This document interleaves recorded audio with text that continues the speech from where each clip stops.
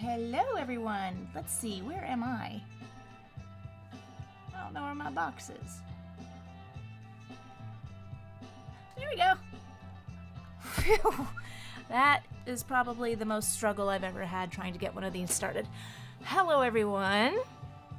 It is good to see you in chat, and I'm happy to do this one final stream for charity before we hit the big 50, which is something I'm excited to talk with you guys about during this stream. So hello, welcome everybody. Thank you so much for your patience.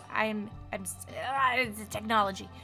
So, hello Plush, hello Nasty, hello Daniel, Lanali, Kaylaya, Diego, Zether, Daniel, Jazz, Azzy. Who else am I missing? Let's see, let's scroll up. And Hector is in there, and Cinnabot, good to see ya. And probably some more people, but I just want to get going. And I want to talk a little bit about what I've been doing and what my plans are and everything. But first things first, I want to get drawing because you guys have waited for so long. Let us see what the results have been for the first request poll. Has everybody voted? Here's your last chance. Vote in the first poll. There we go. So if you haven't voted in the poll yet, go ahead and do it now. I am taking it down to five characters that we're voting on at a time, and I'm going to do a new poll for the next one. That's why I was having so much trouble getting started, because I was setting up all these polls. And we have donations. Thank you so much from Jack. And I am excited to get to those. And I will look at those once I get started with the requests. But I wanted to blaze through some of the request polls because that list was getting super long, and it's given me ideas for how to handle all of these streams moving forward. So now that everyone has had a chance to vote, I'm going to check out the poll results.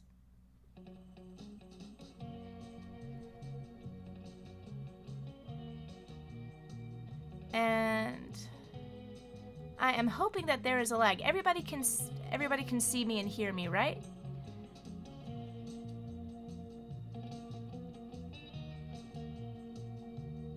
Yeah, Daniel says, notice the poll is shorter than last time, not mad, just asking. Yes, I made the poll shorter so that we have a clear winner for each time. I'm taking chunks of the big poll and making, I made 5 smaller polls, doing like 5 character chunks so that we can get through a bunch, because I think before everyone was so scattered around, there wasn't really a clear winner, like an overwhelming audience choice for each one. And I think it's because there were too many choices. So, well, thank you, Jonathan. I finally made it to stream. Already sent a request through coffee. Thank you so much, Jonathan. I can't wait to look at that. And Daniel says, we can hear you. And you're looking fabulous. Well, thank you. You can't tell, but I'm wearing my Harley Quinn shirt, which is at my Dashery store, which I should probably start promoting more regularly. Remind me to do that. I started a new storefront, so you don't have to go to TeePublic. You can go to my Dashery store and buy the merch there. So let's go and see what the requests results are of number 1. Responses 16, not bad. Overwhelming. Winner at 43.8% is Jack Skellington. Nice. So let's go ahead and get Jack nice and drawn. Should I draw him from memory? Let me see, chat. Do you want me to try and draw him from memory? Let's see. Let me start the stream off with a good laugh.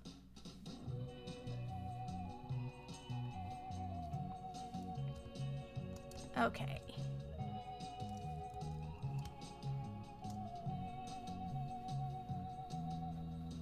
So he's definitely got a round head and an impossibly long body.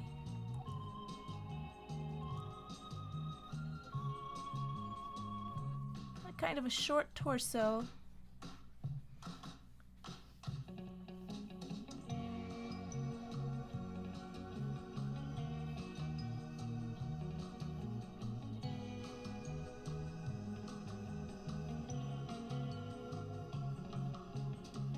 he is the Pumpkin King, and yet he has a skeleton head.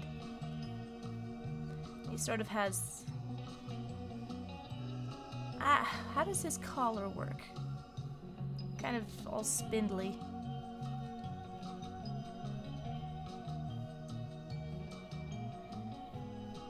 Oh, I need to start working on my timer. Always something. There we go. Let's start with 5 minutes before I give up.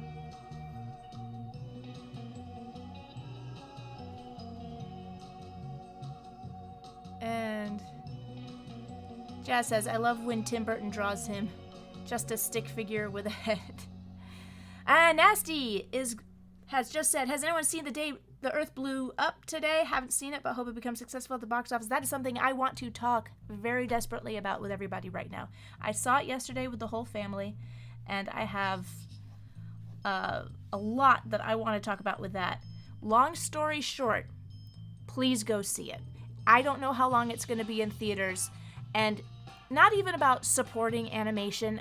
It's a treat. You're not going to have an opportunity to see a movie like this, maybe ever again. So don't deny yourself.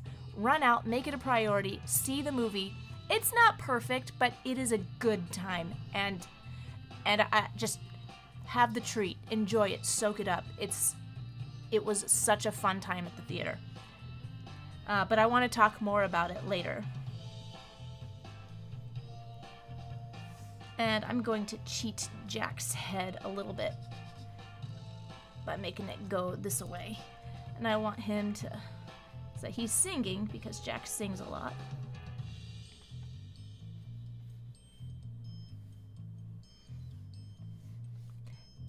And he is so impossibly long. I don't know how you can draw him without running off the page.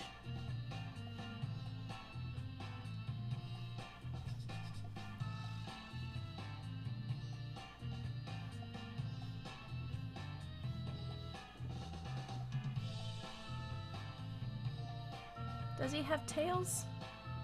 I think he does. Like a tailcoat tail, not like an animal tail.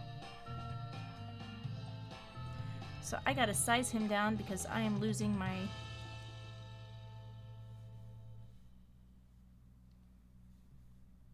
He is Jack, the Pumpkin King. Single-handedly kept Hot Topic in business for a decade. That and Goth Tinkerbell, which I was not ever expecting and I still don't quite understand.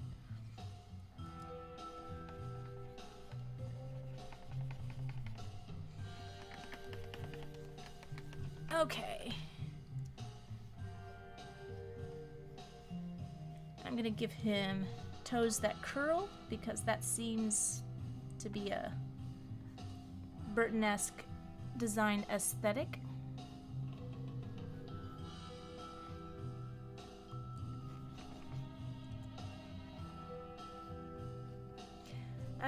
And I want to thank everybody for keeping, not keeping up, what am I saying? Having patience with me and hopping on the stream, even though I know I don't give you a lot of notice. And I know I've been promising to try and have a more regular stream more and more. And I don't want to flat out say it's never going to happen, because it will happen someday. It's just my life is not my own for the next few years. Still. He should, be on Oogie's head. If that's not too dark.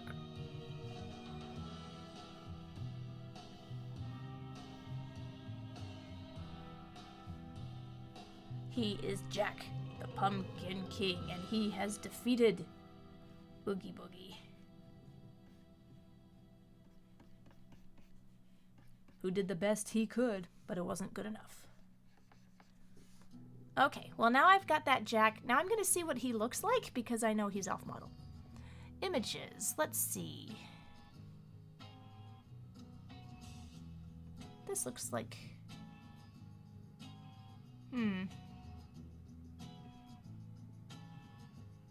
Yeah, there's a... That looks on model.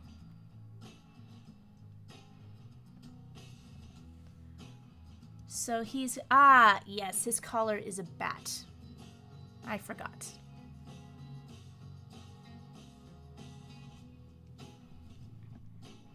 I'm not quite sure how to handle his tails. Oh, and I forgot his nose thing right here.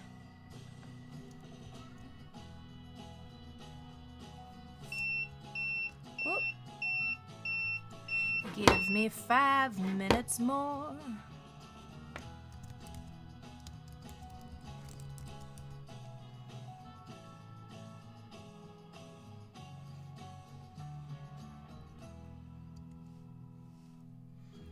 So.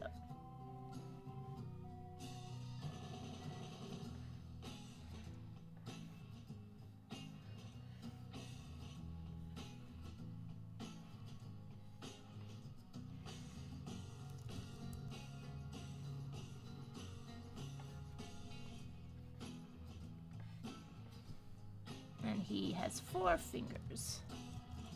Like a cartoon character should. Like a proper cartoon character.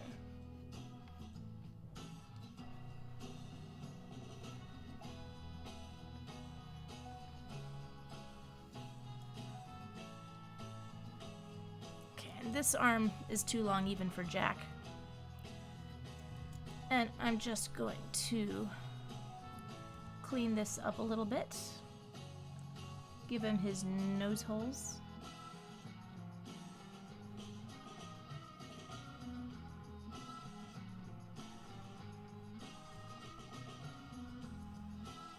Because it would have been funny to see more of Jack being really scary. Like, why is he the Pumpkin King? He says how scary he is all throughout the movie, and just like, he seems nice. I don't know. If I saw him jump out at me in the street, I'd be like, oh, sing me a song! I would not be afraid. I would not fear the Pumpkin King.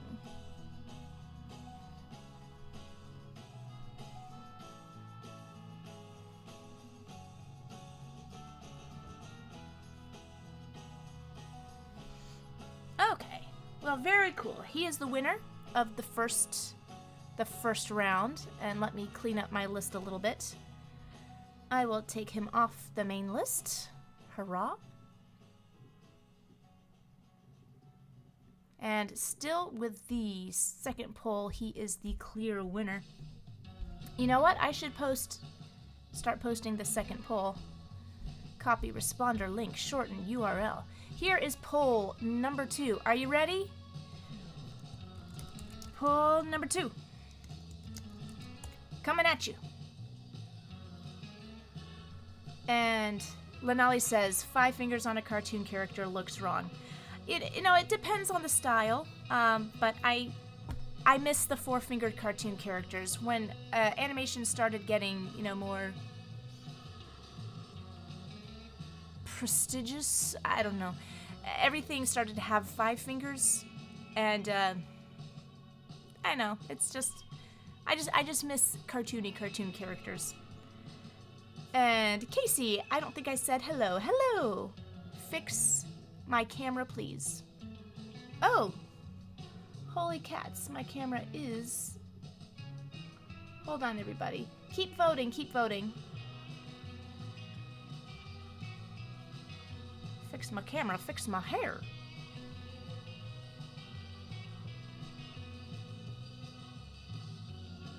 Elgato face...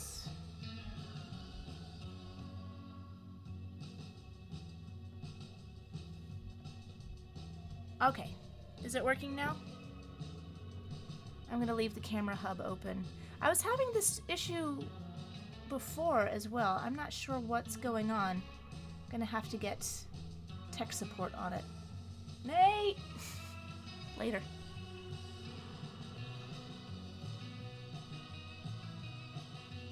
And my mic sounds a bit low. Let's see. Maybe I just need to turn the music down.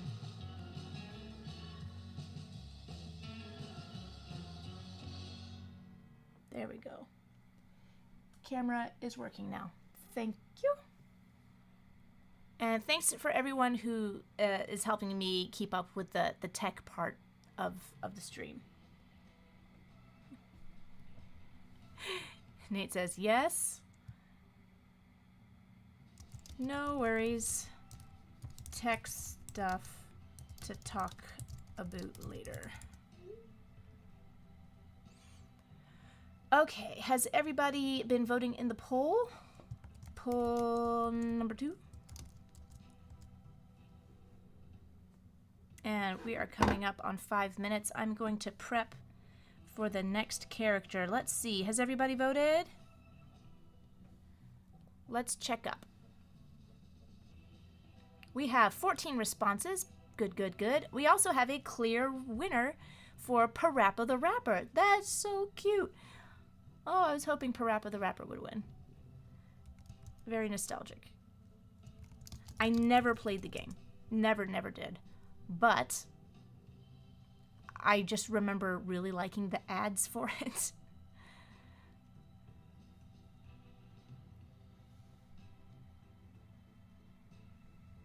It's just a cute character.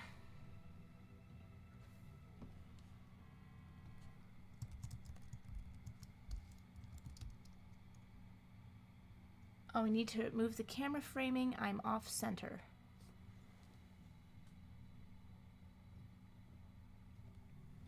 Is that better?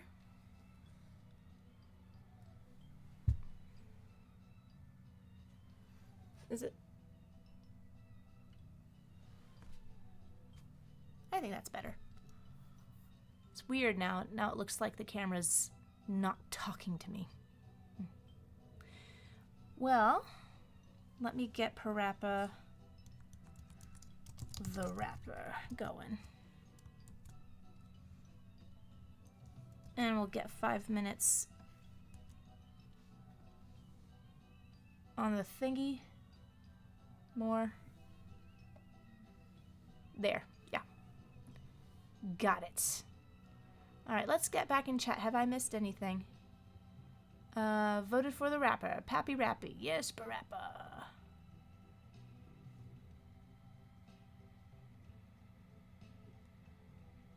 I have not seen people play. And Nasty says, anybody heard of Family Dog? It was spun off from Amazing Stories on NBC. It never quite... I think it had like one pilot episode. I think Brad Bird worked on it too. It was a like very nice animation.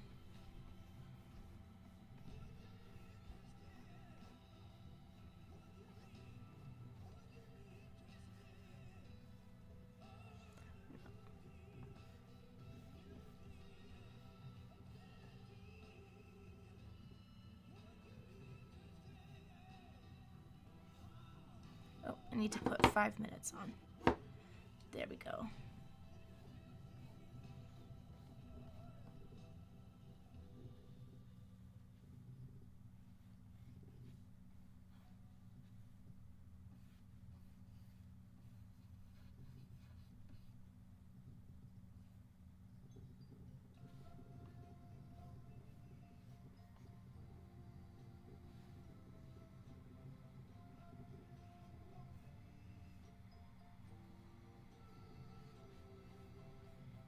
Well, speaking of 5 fingers, PaRappa has 5 fingers. Dare I break the modal conventions?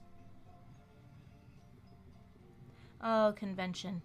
This weekend, Tom Ruger, Paul Rugg, the Bernsteins, and Mitch Schauer were at a con in Florida. And I was thinking, like, maybe I can make it. Maybe if I do this and that and twist this here and beg there, then maybe. And no.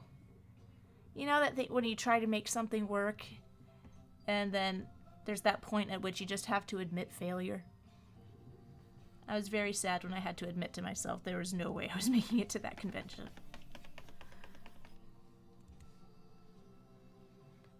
But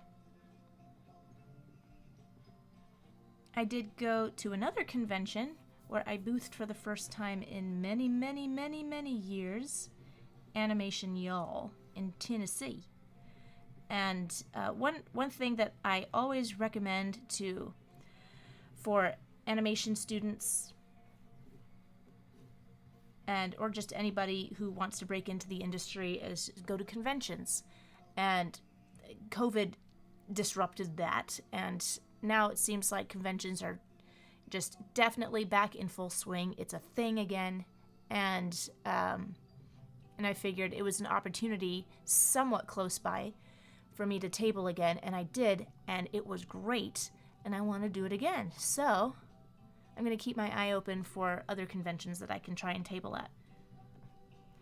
Do any of you guys go to conventions, and if so, which ones do you frequent? I don't think I'll be doing or even attempting anything like Comic-Con, but so like smaller conventions, like more digestible conventions.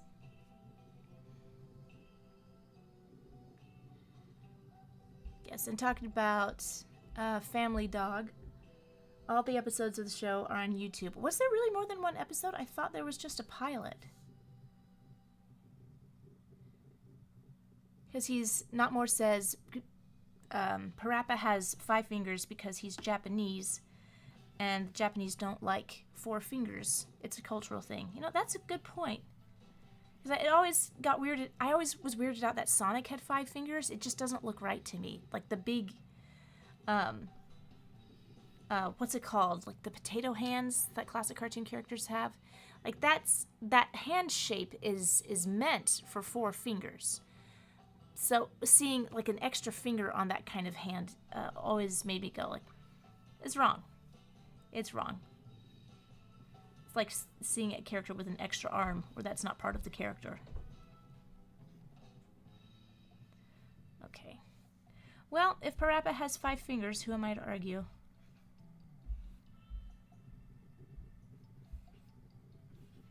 I don't know what I'm doing with these hands. He's doing like squiggly hands.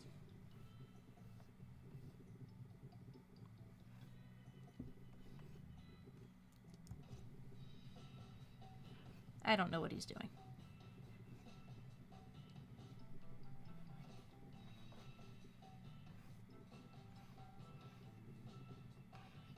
Or maybe they're such simple hands. Why am I overcomplicating this?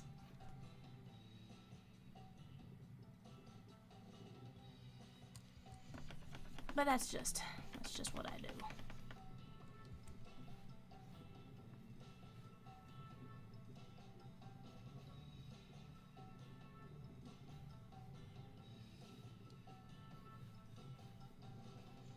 Or what's that little, does he have, is that an egg carton logo?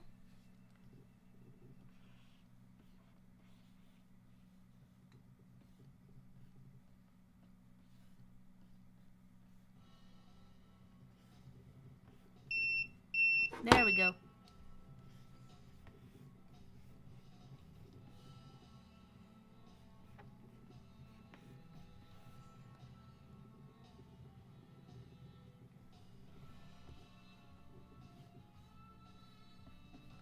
I don't know if I can fix this arm.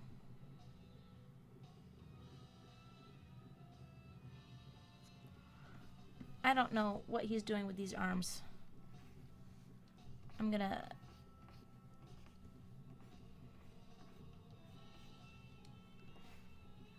draw some different arms.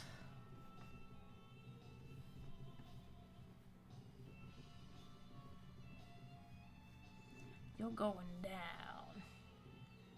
Okay. Well, I've got the bare bones of something to work with when I tidy these up, but I want to just keep going, keep moving.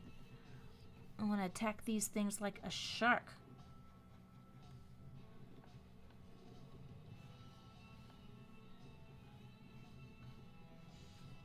Yeah.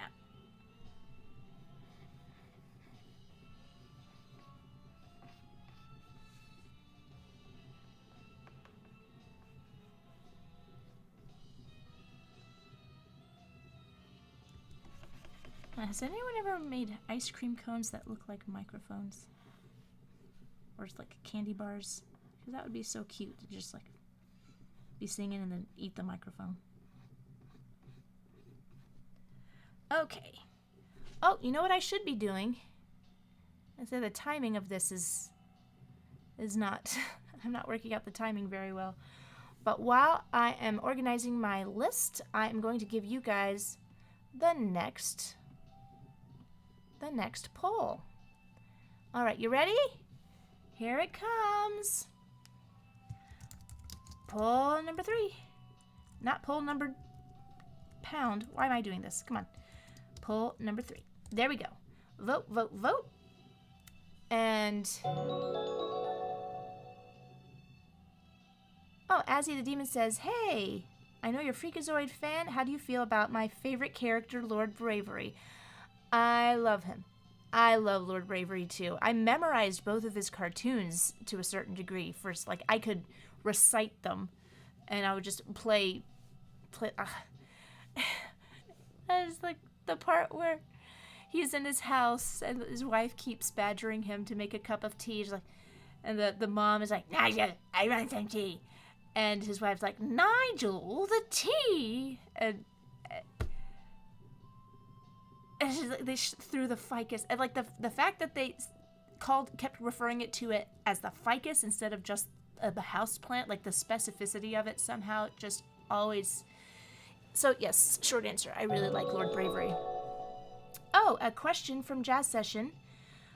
A question from my pal Azzy. What do you think of VeggieTales? It's fine.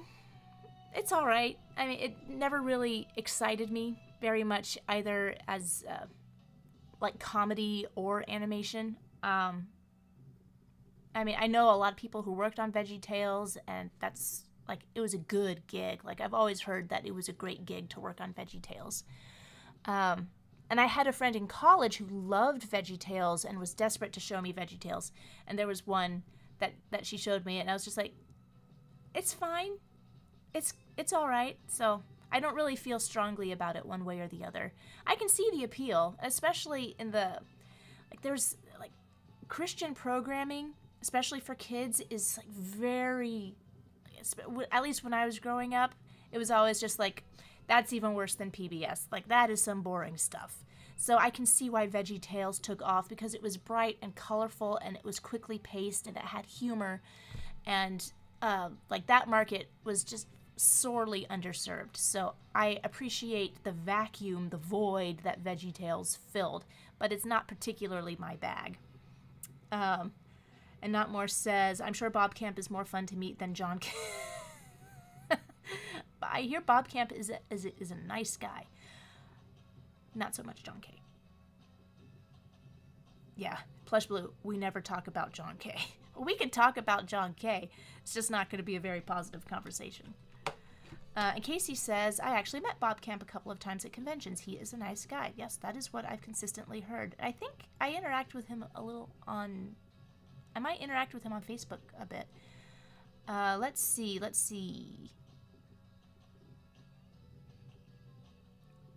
And Parker... Oh, Plush. Thank you, Plushy. The logo on Pappy's hat is a frog. I appreciate that. It was hard to tell.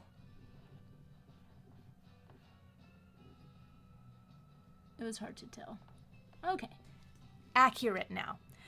So has everyone had a chance? Last call for the poll. Poll number 3. And Mayjack. Oh, welcome, Peaches. Finally here for a stream. Welcome.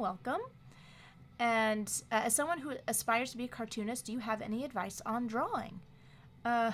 Short answer is, yeah, don't do like me. Do it real. Do it properly. I have a lot of bad habits. So I'm not the best person to give advice on this kind of stuff. I would just advise everyone to do what I never did. Work on foundations, solid drawing. Learn to draw dimensionally. Just do as I say and not as I do, because I'm embarrassed sometimes at how unschooled my approach is. And poll number 2, she is gone. Let's see. How many responses do we have? We have 9 responses for poll number 3. And it seems we have a clear winner again. This is why I like doing these smaller polls. We can really zero in on what most of the people are wanting to see. And it looks like it is Woody Woodpecker. Hooray! Walter Lance's greatest creation.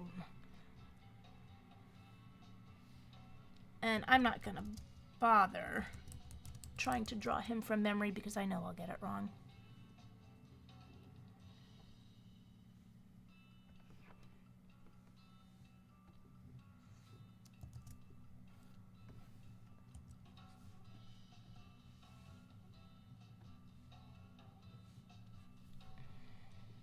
So how are you guys liking the shorter polls? And Hector Manuel says, I met Bill Plimpton, and he is excellent. I went to I had a chance to hang out with him for quite an evening at the Atlanta Film Festival. And I had a wonderful conversation with him about film festivals. And I know somebody asked me a question about my biggest inspirations. And I'll put a pin in that, don't let me forget. But would you rather me talk about my inspirations or meeting Bill Plimpton? And who won number 3? Woody Woodpecker. Oh, welcome, Danta. Danta has come in. Oh, Jazz said, I actually got a handwritten letter from John Kay. This was before everything came out and it crushed me. I am so sorry. You know, to his credit, John Kay seemed like very approachable with his fans. Like very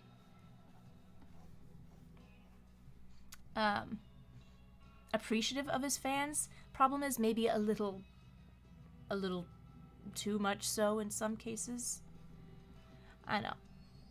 I don't want to be like a hipster who's like, oh, I knew the band before everyone else liked the band. But I kind of never was on the John Kay train. I never, as a kid, liked Ren and Stimpy. There was always something I found extremely off-putting about that show, even though I could respect the skill behind it. And that it came when there was such a dearth of spirited animation on television. Yeah. But we don't have to talk about John Kay anymore. I'm just sorry you got that disappointment. Inspirations, definitely. Okay. Hector says, too approachable. I know. Understatement of the year, says Medjack. And Not More says, one tiny story, one tiny bit of contact with John Kay. Fun fact, I once made a recreation of a shot from a Ren and Stimpy short, and the official John Kay reposted it on his Instagram stories. Well, that's, at least you got some, what's the word, exposure.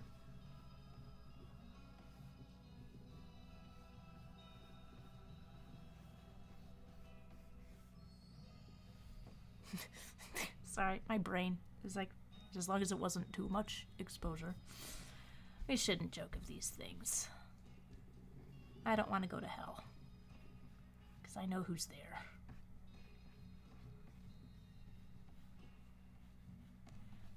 Okay, so I'm drawing Woody Woodpecker, and I'm trying not to compare it already to how Dave Alvarez draws Woody, because I remember not too long ago he did some Woody Woodpeckers that were just so good. It's like, I don't know how Dave achieves it, but he has so much gesture in his drawings while still having anatomy. And it's like, I have to pick one or the other. Am I going to try to go for gesture and energy, or can I try to have the anatomy? So, not that, I shouldn't say anatomy, I mean structure.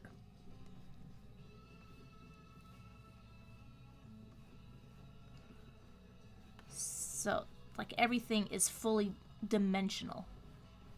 It's like he knows where to compress, he knows where to stretch things in order to get the gesture, but it still feels like it's within the bounds of the character's structure.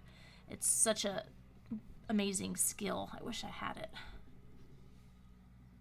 See? Like, I'm trying to make it, and he's just so stiff. Ugh. Oh, and I forgot my timer. Okay, timer. Don't let me get too much in the weeds.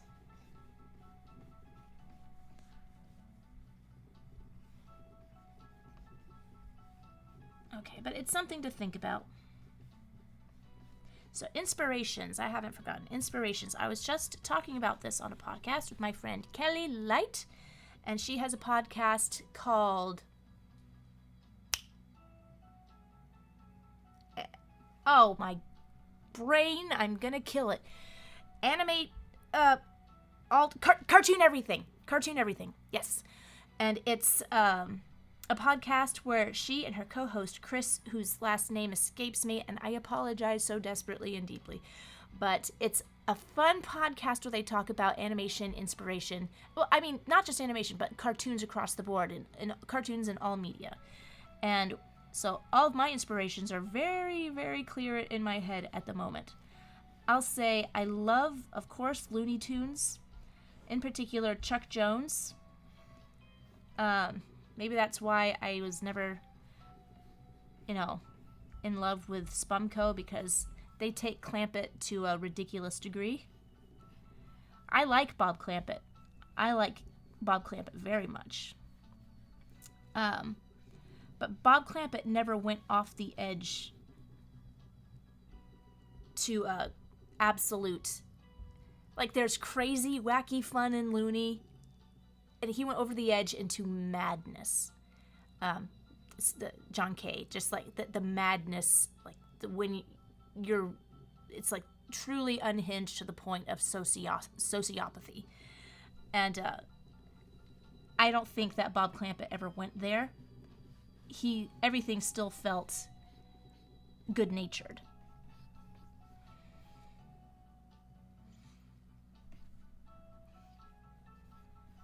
But that's just my 2 cents, which is probably worth about as much as that. But again, I can appreciate the skill. Alright, let's see if I can... I've got 2 minutes. Let me see if I can...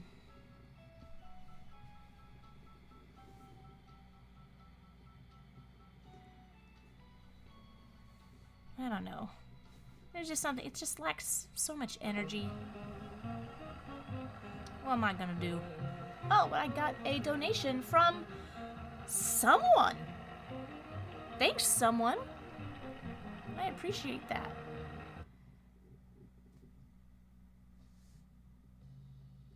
And let me see. Did anyone know that Flo, an indie animation film, won the Oscars? That is another thing I want to talk about. Put a pin in that. Jazz says, I know it's a cold take, but Bob Clampett cartoons always slap. Yes, they do. Oh, and we have something from, hey Joanna, I know you're a freaking Zoid fan. Oh, wow. There's some major lag in my playback. Thoughts on Sailor Moon? I discussed Sailor Moon at length on the podcast, so I will remember. There's a lot. And Plushy says, Ren and Stimpy wasn't my cup of joe. I see what you did there.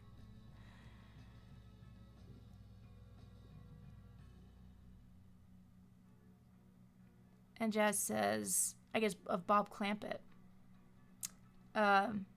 He was always a weirdo, but an innocent weirdo. Like, he was always a nutcase, but we thought he was just an animated guy. I'm not sure. I lost track. I'm going all back and forth in chat. I'm sorry, chat. I can't even remember. Am I still talking about inspirations?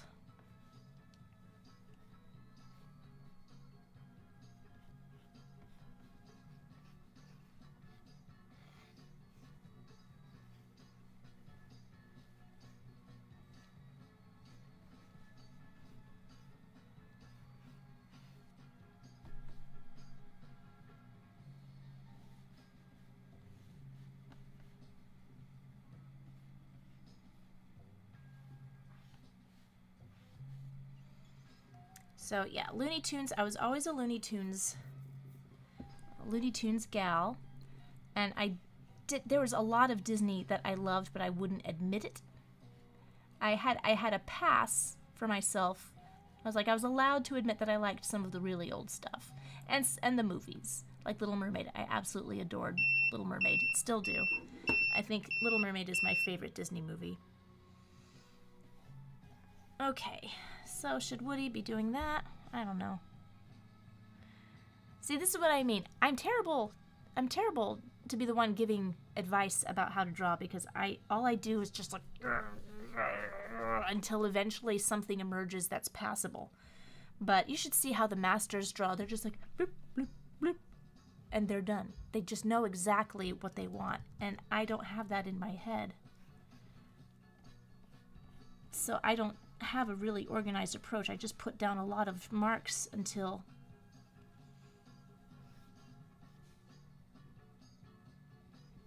one of them seems somewhat right.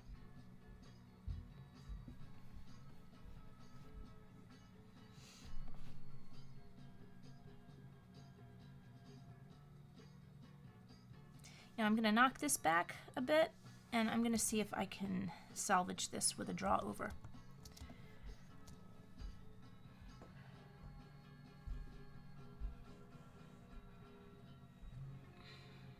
So other inspirations, I loved vintage Disney. I loved the Disney films. I don't think there was a film that I wasn't really into until Pocahontas. And growing up, I saw Pocahontas once in the theaters, and I was like, well, that was terrible. And returning to it in recent years, I see it's a very, very beautiful film, and very nicely done. It's a sensitive historical topic, but I think they handled it with grace.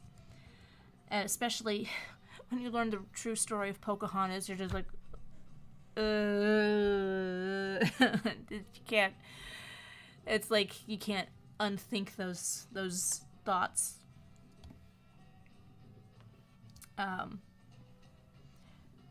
History's terrible. There's no happy history.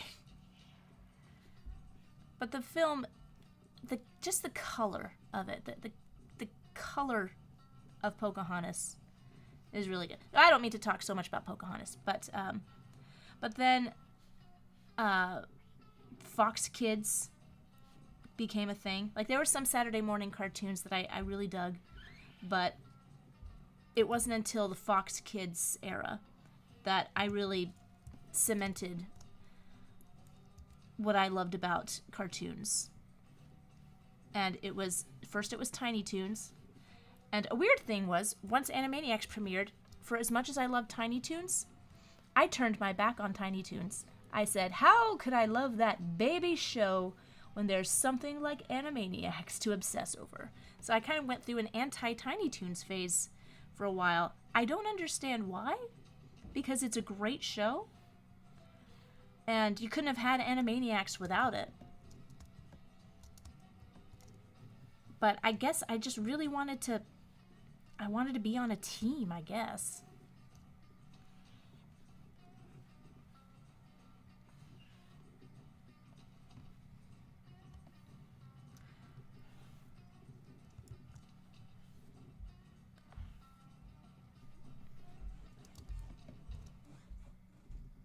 So should his arm be like this or behind him?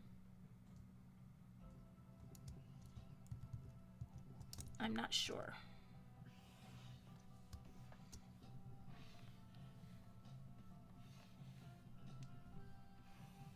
But I'm spending way too much time on Woody Woodpecker. This was supposed to be a softball for myself.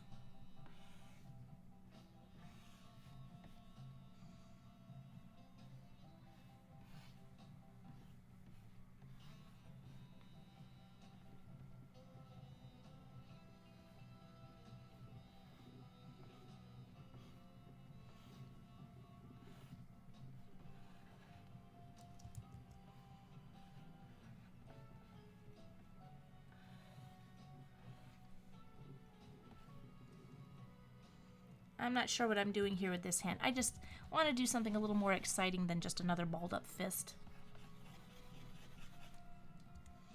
Something a little more energetic.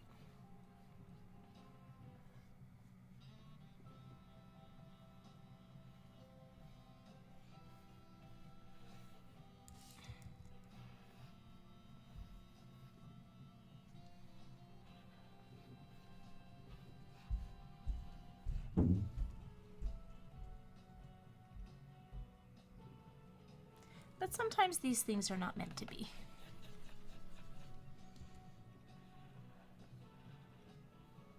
So, I guess in summary, my influences are like Chuck Jones and John McClanahan.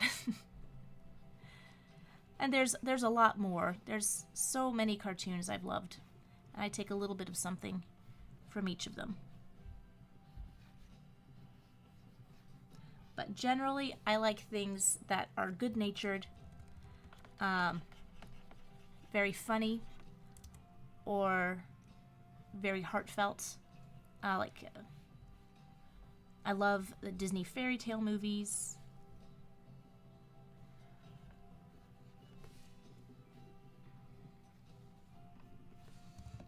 Okay. Well, I think that's... What? Hang on. I don't need that. We're not doing text. I'm gonna rush on. And let's get the next one going. All right, here is poll number 4. Oh, Lebilgar is buying tickets for the Looney Tunes movie right now. Right on! Yeah!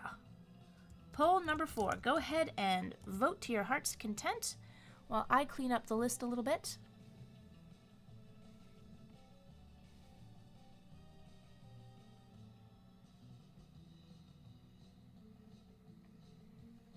And you know what? Maybe I should try streaming on Insta while you guys are getting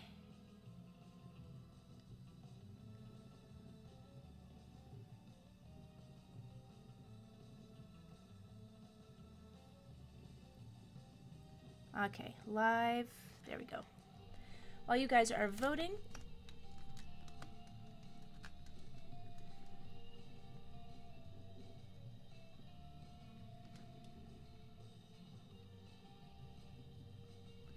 add a title.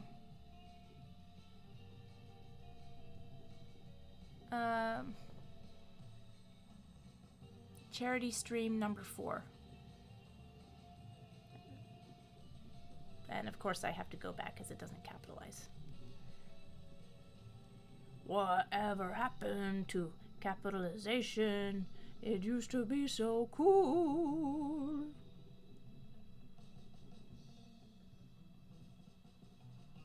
Okay. Going live there. Thanks for bearing with me. And let's see. Guys and everybody, any thoughts on the trailer of the Lilo and Stitch live-action movie? Oh, yeah. Yeah, lots of thoughts. In fact, when you watch that trailer in conjunction with the live-action How to Train Your Dragon trailer, you see the problem almost immediately. Oh, hi, Instagram. Yes, Instagram. I'm sorry, I was already streaming and I'd forgotten to include you, so if you want to join the stream, come to YouTube. Come to YouTube, because now it's like you're behind glass and you want to be in the aquarium, not outside the aquarium. That's a terrible metaphor, but anyway, it's more fun on YouTube or Twitch or a place where I can interact with the chat more often. Okay, so let me see if I can move on to the next request. We've got 12 responses, and still over half have voted for Dee Dee from Dexter's Lab. Nifty. Dee Dee. Boo-ba-ba-ba Dee Dee. Boo-ba-ba-ba Dee Dee.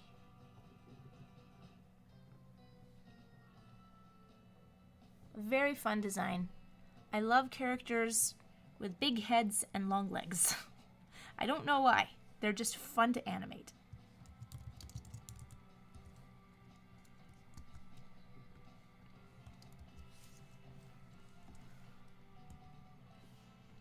So while I am working on Dee Dee, I'll give you my thoughts on when you compare Stitch with Toothless. Like the trailer that I saw for How to Train Your Dragon in the theaters, it was the one that played with Dogman when we went to see Dogman.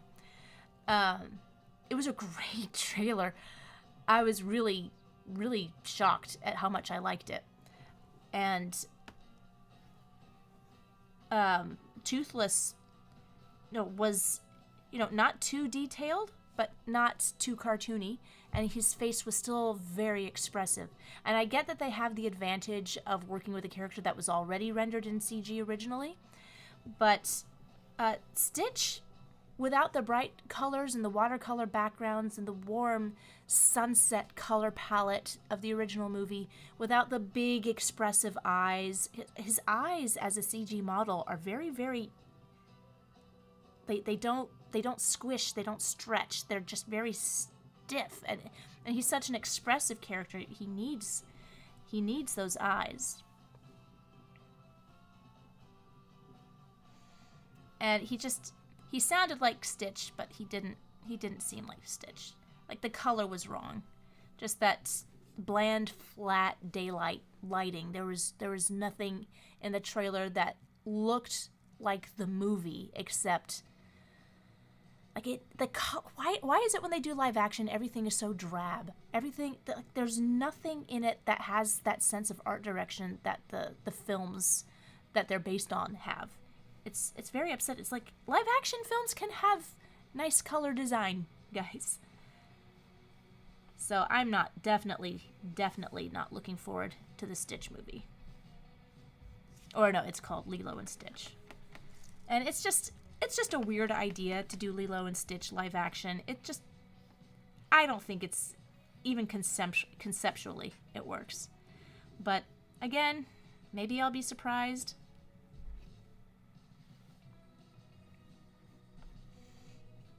I don't think I will be, though. I think I have a lot of thoughts about How to Train Your Dragon, because that one looks interesting to me.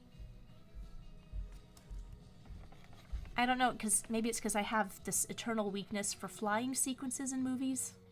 I think How to Train Your Dragon has one of the best I'm flying kind of scenes in movie. I don't know what that trope is called, but it's like the woohoo, I'm flying on a thing that's flying. It's happened in a lot of movies. It's like the Harry Potter and the Hippogriff, and they're always like woohoo, and the Rescuers Down Under on the giant eagle. Yeah, like Falcor was probably the original. I'm flying on a big thing that's flying. Woo! And there's just something. I love those scenes. I love them so much. And How to Train Your Dragon. I'm so sorry. How to Train Your Dragon had a really, really good one. Just very inventive camera work, and like it's so earned too. That's like, I love the series because of how much Hiccup earned his relationship with Toothless in that first movie. So if they can capture that, there's a lot that I'll forgive if they get other things wrong. But they have to get the relationship of Hiccup and Toothless right.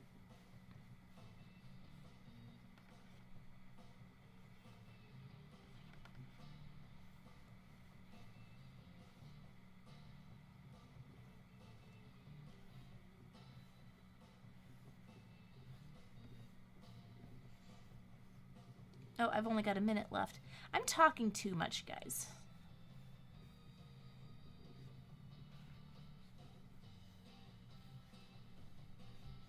When I talk too much, I don't draw enough.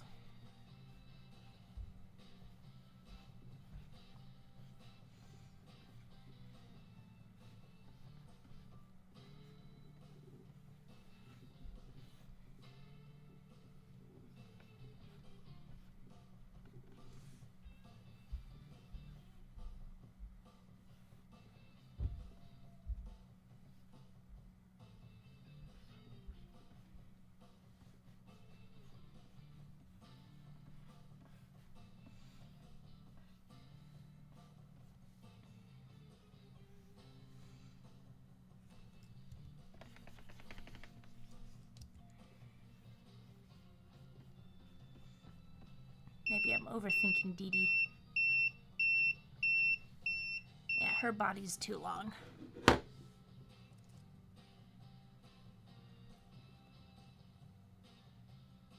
And Nasty said, let's see, let me scroll up a little bit, see.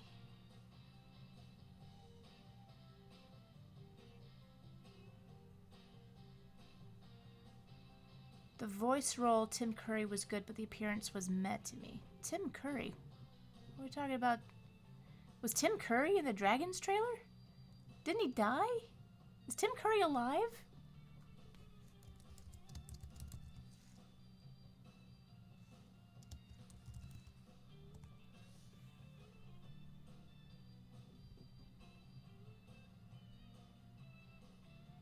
Or he's alive and everyone just keeps...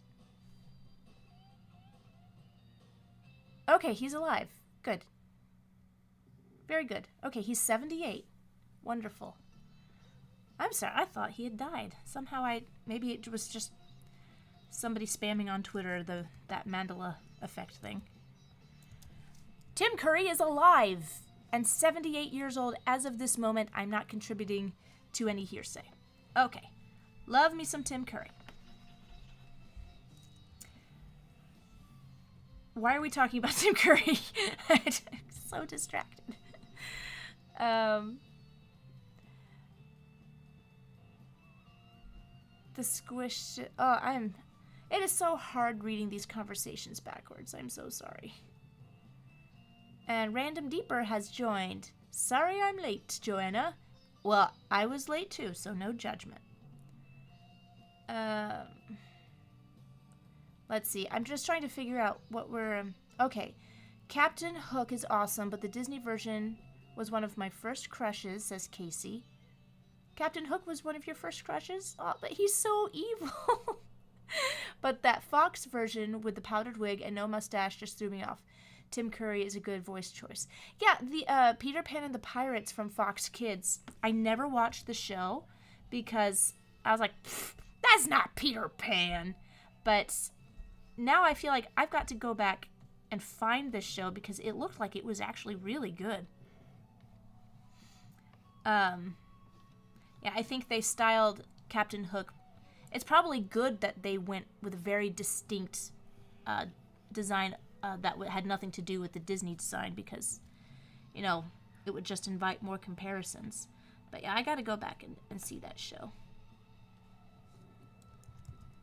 Looks like an important part of television animation history. And television animation history often gets overlooked. Okay, so I have got my Dee Dee. Oh my gosh.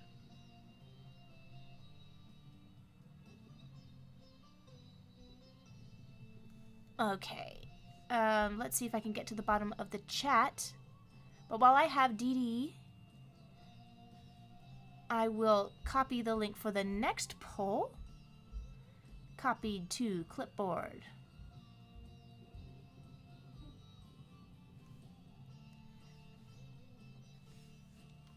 Poll number 5.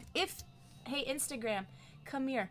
If you want to vote in the poll, I can't copy the link to Instagram. Come to YouTube or Twitch or Facebook or LinkedIn or like literally any place but Instagram because Instagram does not play well with my restream. If you want to vote, come on over to these other platforms. Here we go. Number 5. Everybody vote.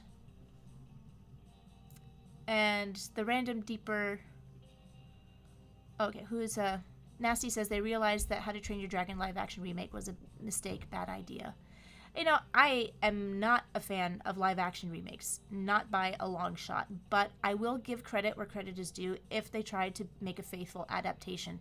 And it looks like from that trailer that I saw, maybe they were being selective about the best parts of the movie that they were showing in the trailer.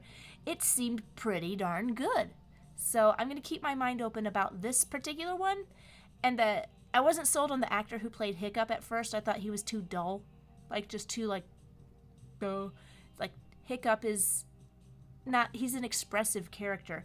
But from that trailer, I was like, I liked him a lot better than I had seen before. Random Deeper says, imagine if Stitch and Toothless have met. I've seen a lot of fan art like that. Because I had the bright idea of like, I'm gonna do a fan art of Stitch and Toothless meeting, or maybe they're dressed up like each other, and like 2 seconds on Google is like, this has been done. I don't need to do it. Okay, let's see. What am I going to delete? It was Woody Woodpecker, and then it was Dee Dee from Dexter's Lab. That's deleted from the main list. Excellent, excellent.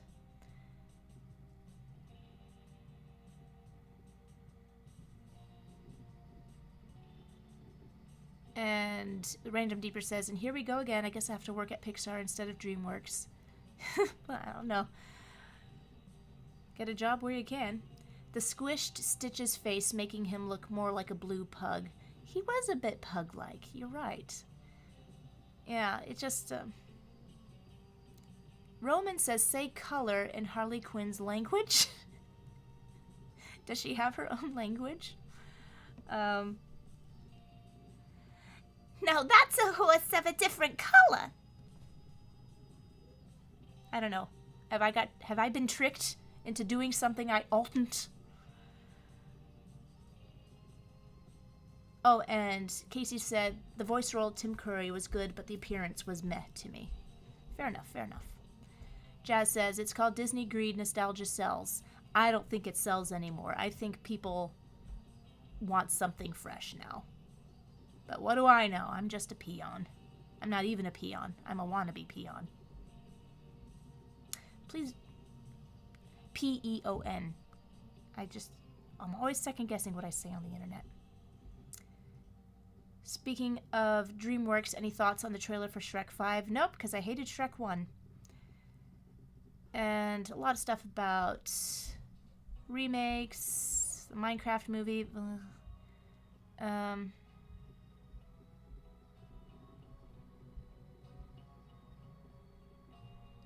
Eddie Murphy. What's Eddie Murphy? I don't know.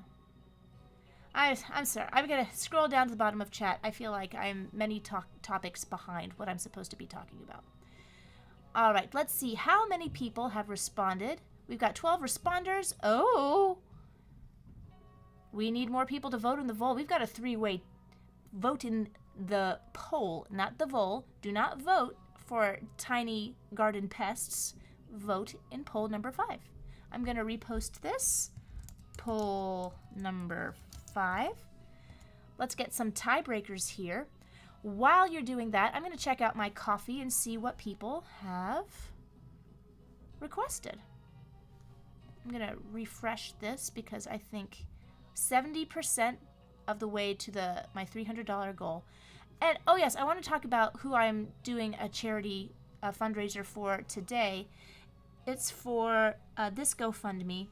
I met a really cool lady called Fate at Animation Y'all. She was just absolutely so kind and didn't lead with this, but I found out through our conversations that her family had been completely wiped out by Hurricane Helene. And I just, not that LA fire people have all been taken care of. No one's been taken care of, but I just, when you have a personal connection, I wanted to funnel some donations their way. And they still haven't reached their goal, and they haven't had donations in a long time. So I thought it would be nice to just throw a little bit of support their way, just like everything. They lost everything. There's no picking through stuff and find it just got away. They saved their cats. They found 3 of their 4 cats alive.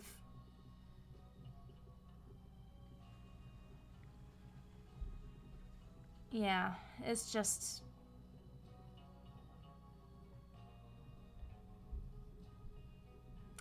Sorry, not to get lost in the sadness of it all. But that's who I'm donating to today.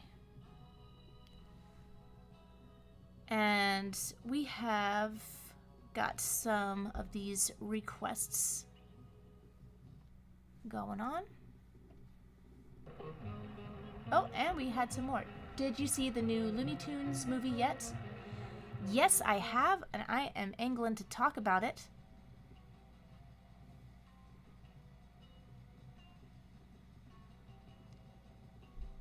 payments and orders. Let's see what the first one was. Commissions not completed. So Thunder Fox. Ahaha! My two favorite tall girls, Mila Vadello from Psychonauts and Miss Bellum from Powerpuff Girls, swapping outfits. Full view of Miss Bellum from head to toe, which is rare. Let's see.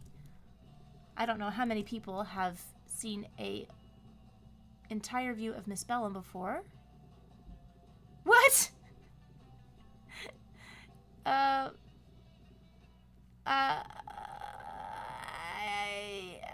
don't think that's... I'm not going to draw her like that. Let's...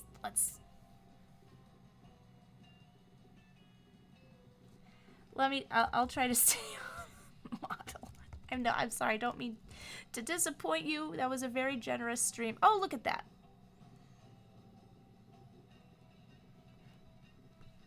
There we go. Miss Bellum.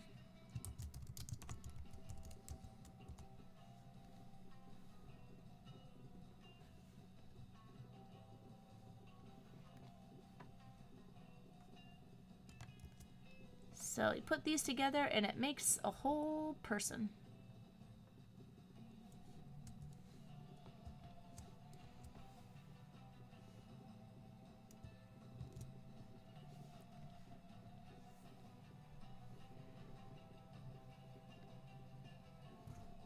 And Psychonauts.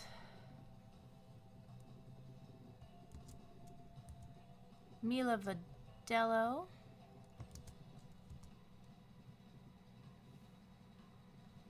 Swapping outfits. Okay. I'll see what I can do.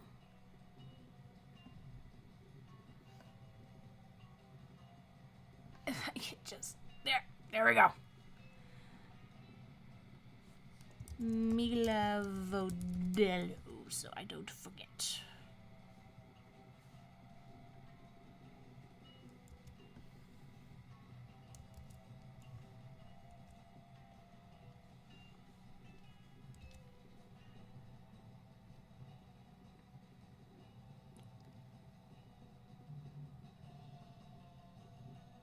Okay, so full view of Miss Bellum from head to toe, like for example, so I don't necessarily have to draw her like that. So I'll try to stay on model. There we go. Problem solved.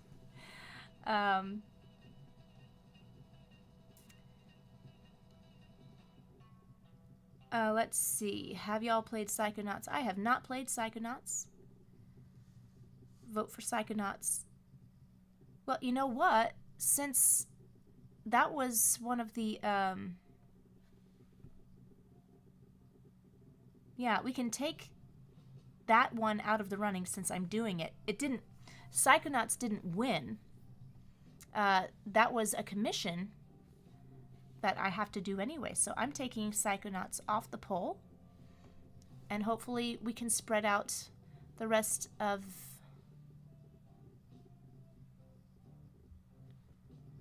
yeah, keep voting in the poll, guys. I want a clear winner. I will post that again. Poll number 5. That is not the URL. Oh God, someday I'm gonna get a producer.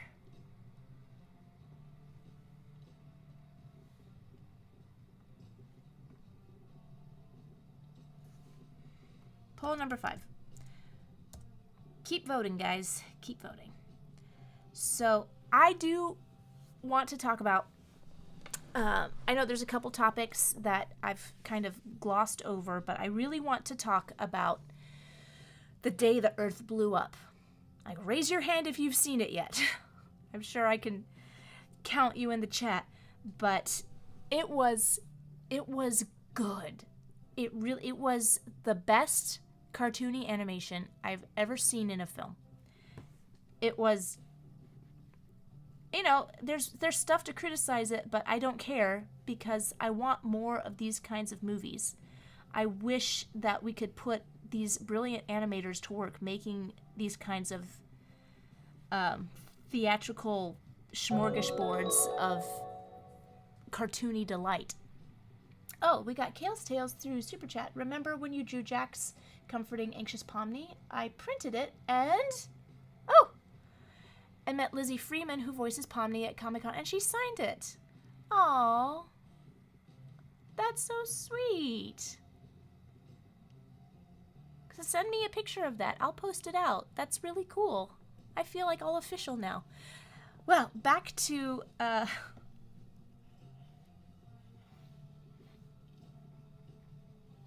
Back to what I was saying about the day the Earth blew up.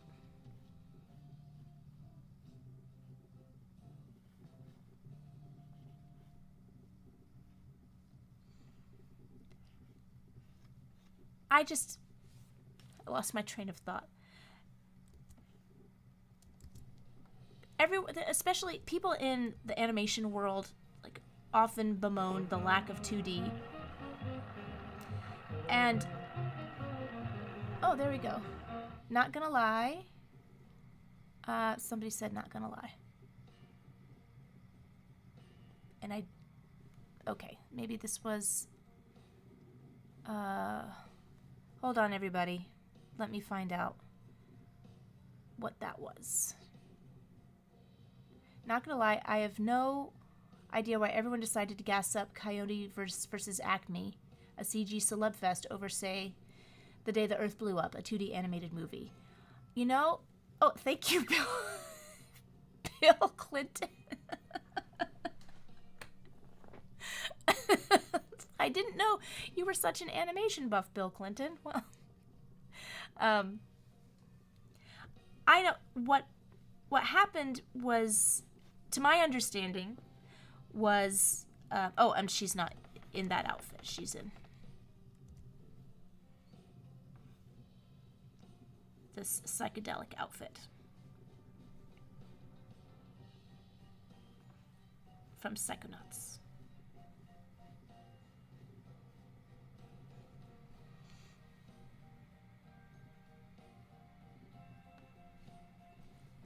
So Coyote versus Acme got a lot of buzz because it was shelved at a time when everyone was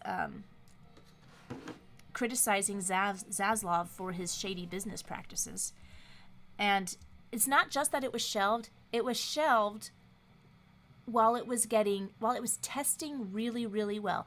Now, I hated Space Jam 1. I cried in the theater when I saw Space Jam 1 because I was so devastated by what they did to my beloved Looney Tunes characters. Just made them so unfunny and just such a corporate shill fest. I did not like Back in Action, except for the museum sequence, which was the best Looney Tunes we had had for so long. It was just such a good sequence. I wish the whole movie was that good. The Looney Tunes shorts, I just couldn't stomach because there was so much spumco in it. There was a lot of good stuff in the Looney Tunes HBO Max shorts. I'd see like the shorter ones, great animation, great, some great gags, but a lot of them just were so gross, and I just couldn't. It's like, I think there's something about a gross out humor that is mean-spirited. And I guess that's why I'm so averse to it. But I just couldn't support something like that. I'm full of complicated feelings, guys. But The Day the Earth Blew Up, I have no qualms whatsoever about recommending it and telling people not to see it just to support 2D animation, not just to, put your money where your mouth is. Just go and have an enjoyable experience at the movie theater. I will say the animation it feels so authentic. And I don't know much of the inside baseball here.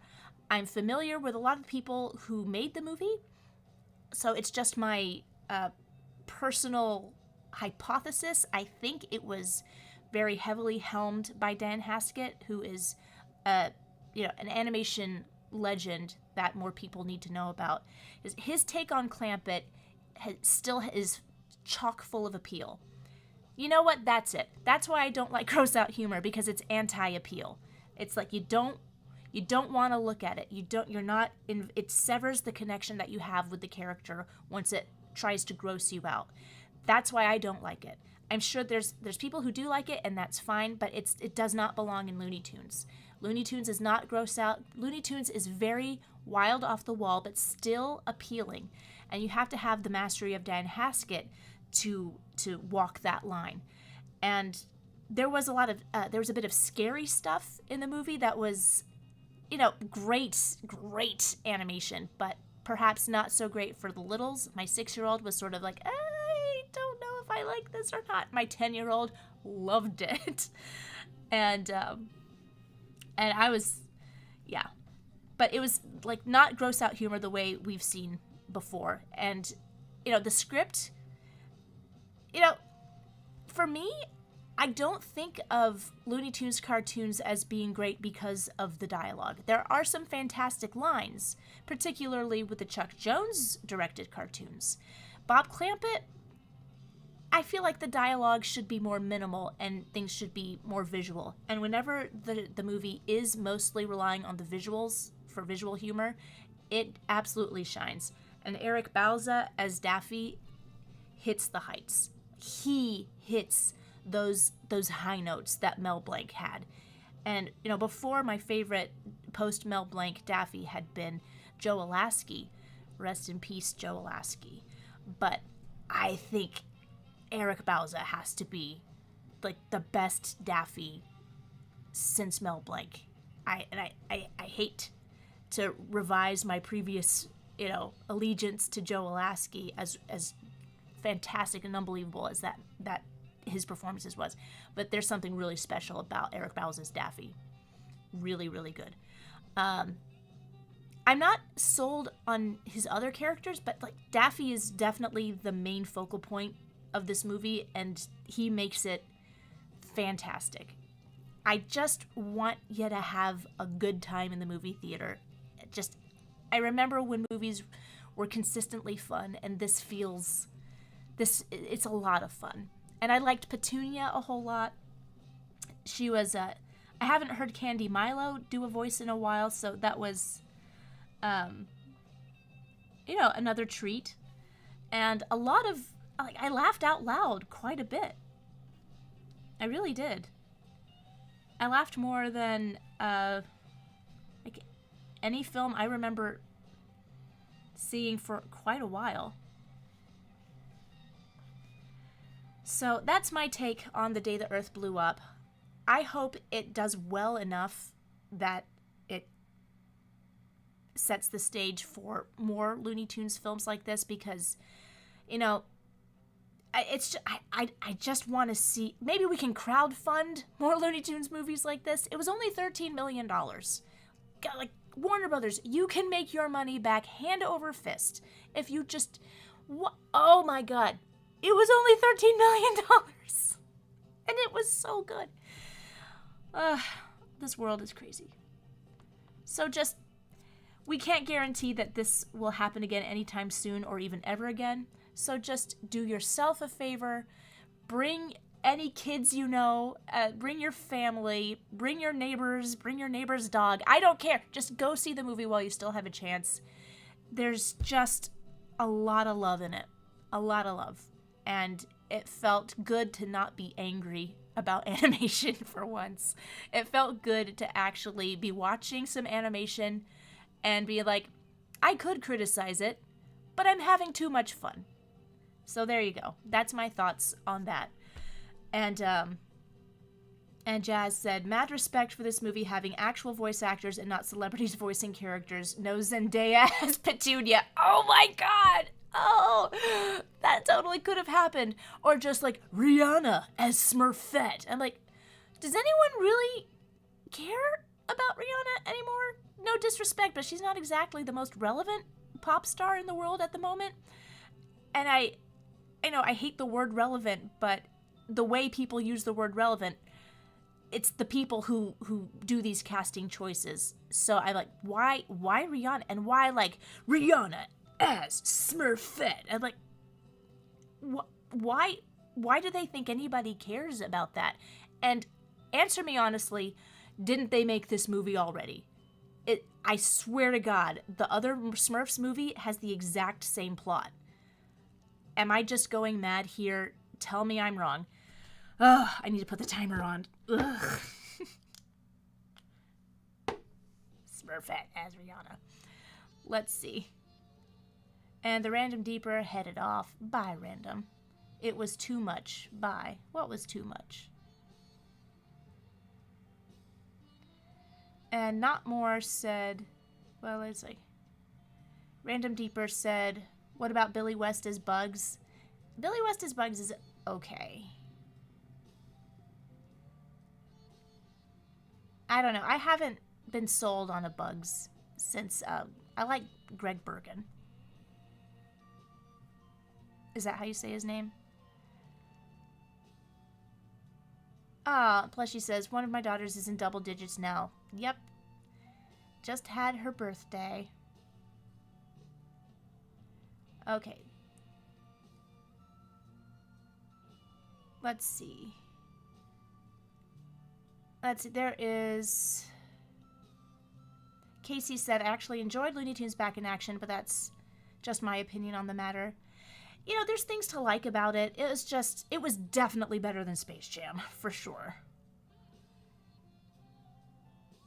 But it was another kind of... It was a disappointment to me. Matthew says, not gonna lie, I appreciate their commitment to stick with only 3 Looney Tunes characters, even if I would have liked to see Bugs make a cameo or have Marvin as the villain. You know, I think it works. It's hard because Looney Tunes are not meant to be an ensemble cast.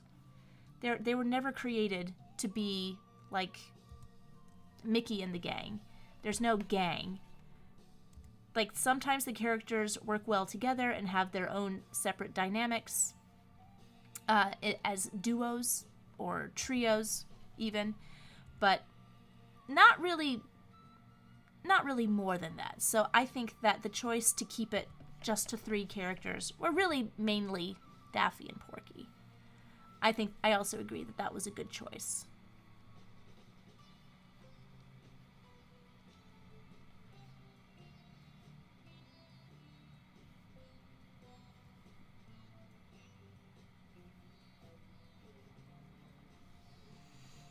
Okay, I should draw some more. What do you guys think? I feel like I'm talking too much.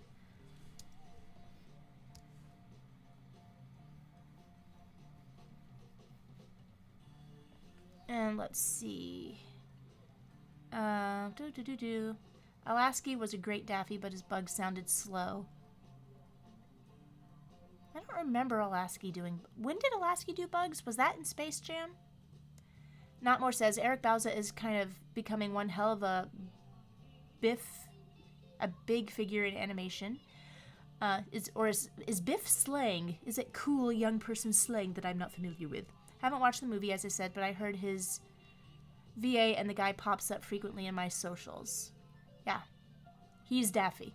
He is channeling Mel Blanc and all the best aspects of all the previous Daffys. He's fantastic. Jeff Bergman was pretty good. Jeff Bergman. That's who was Bugs. I like Jeff Bergman as Bugs. No, Chris Pratt. God, no. And I don't know, what was too much for the random deeper? Can anyone let me know? Did something go wrong? Wow, I don't remember...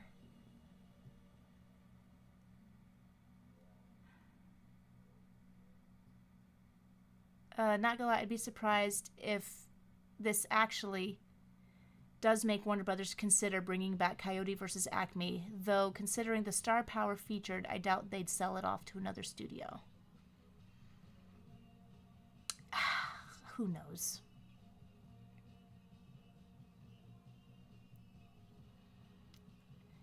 And Notmore says, when I talk about relevant, yeah, exactly, they're relevant for a different kind of crowd. And Matthew says, they did make that Smurfs movie. It's called Trolls.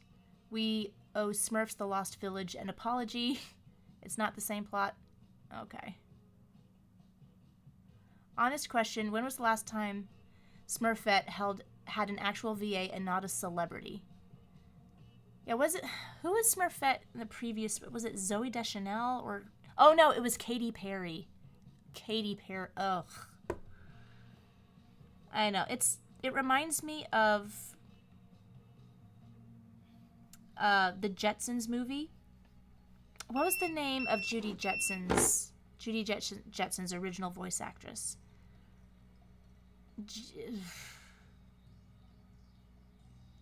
Some chat help me out. But they replaced her with then relevant pop star Tiffany. And it absolutely crushed poor I gotta find out. Judy Jetson voice. Janet Waldo. Yeah, that absolutely crushed Janet Waldo, as the story goes.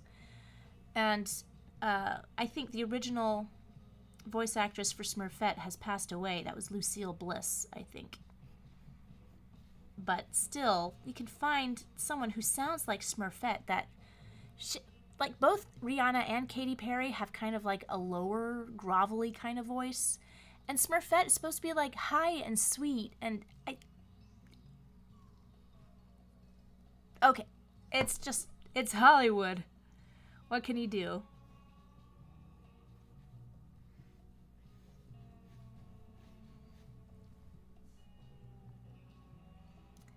And speaking of celebrity and voice actors, Tom Kenny would make a great Sylvester if he hasn't already been. I don't know who's been voicing Sylvester. Oh yeah, the freaking Smurfs movie trailer from Paramount was, wow. Influencer Smurf, smash that subscribe button. People were going nuts on that crap. Oh, it was just appalling. It was gross.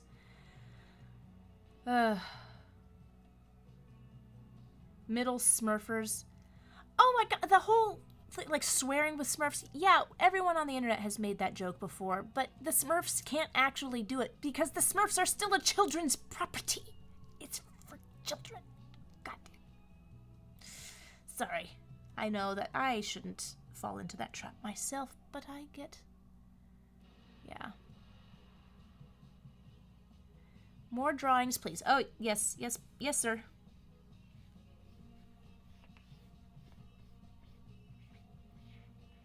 You know, might have some plans to do some more opinion videos about things, so maybe that will get me to stop talking so much. I'm still struggling with the balance of how much talking I should be doing, because it does distract me from the talking. Excuse me. The talking distracts me from the drawing. See, I started drawing and then my talking ability floundered. I don't know why I can't talk and draw at the same time. I was not aware that it was the same muscle.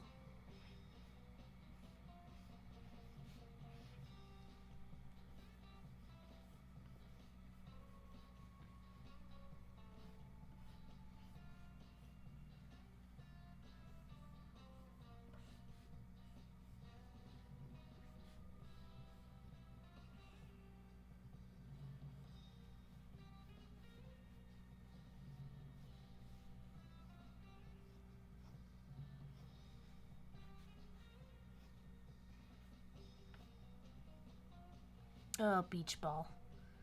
Have I saved? I have not saved. Oh, beach ball of destiny, please grant me this one kindness and do not force quit this program. I promise I will forever and ever save frequently, even above and beyond my autosaves, which are probably every half hour, which would still absolutely destroy me. Please, please, please, please, beach ball of destiny, do not shut down this program. Oh, beach ball. Oh, thank you. The prayer worked. It worked, guys.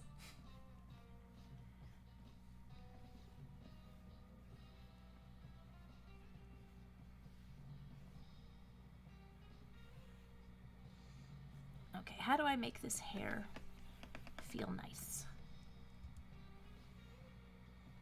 Probably like that. It feels okay. Okay, so this character doesn't feel right without earrings. So I'm just going to give her little pearl earrings.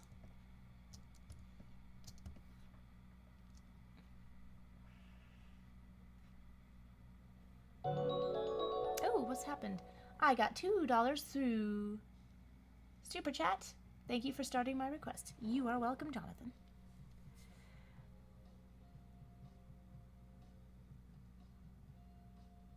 Okay, channeling Mel Blanc is somewhat of a super duper cool thing to do. Am I right? Sure is. Demi Lovato was in the 2017 Smurfs movie as Smurfette. I guess it's a thing. They just... Smurfette is just forever doomed to be voiced by pop stars.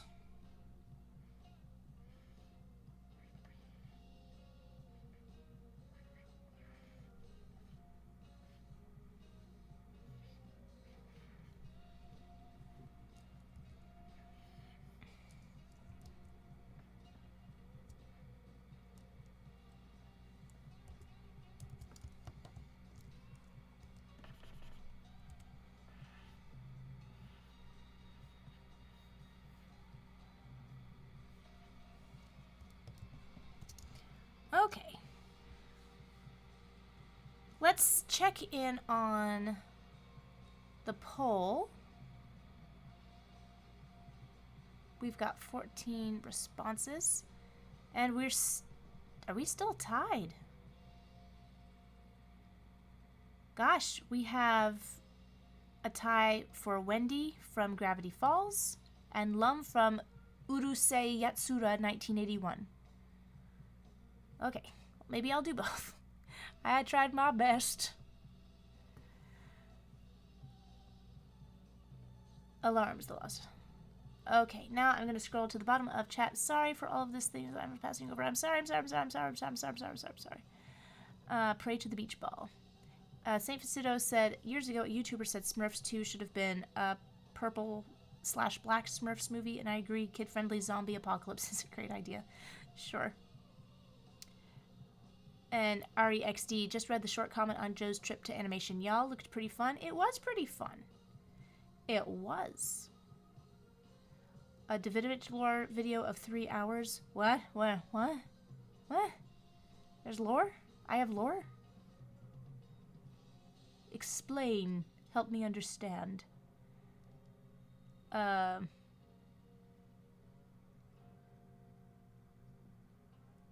Okay, I've got to the bottom of the chat.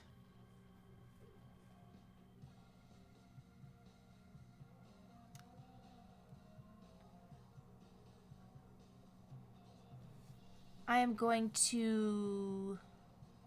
Okay, there's going to be Wendy from Gravity Falls. Oh, and this is why I always have to have an odd number of choices. Wendy from Gravity Falls.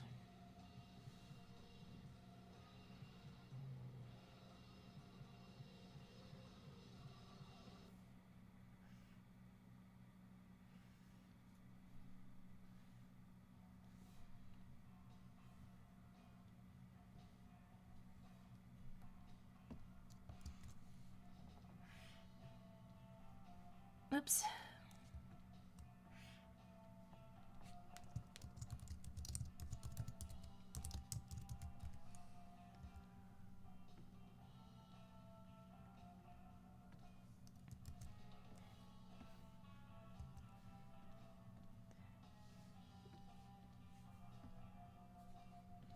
And then what was the other one? It was a 1981 anime, Lum from Urusei Yatsura. I wonder what that is. I do not know it. Oh, that's that character? This is like the most anime of anime characters. I've seen her, like, I thought the internet made her up.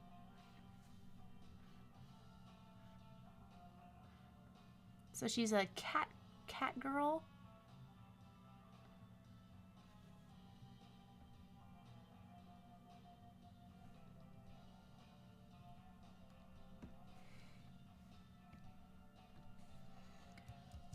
Urusie.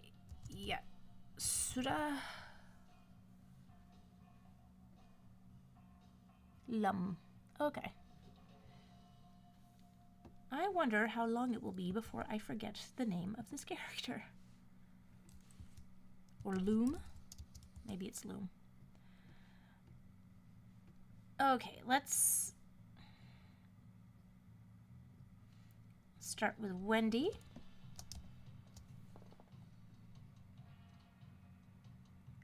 And I'm taking that poll down.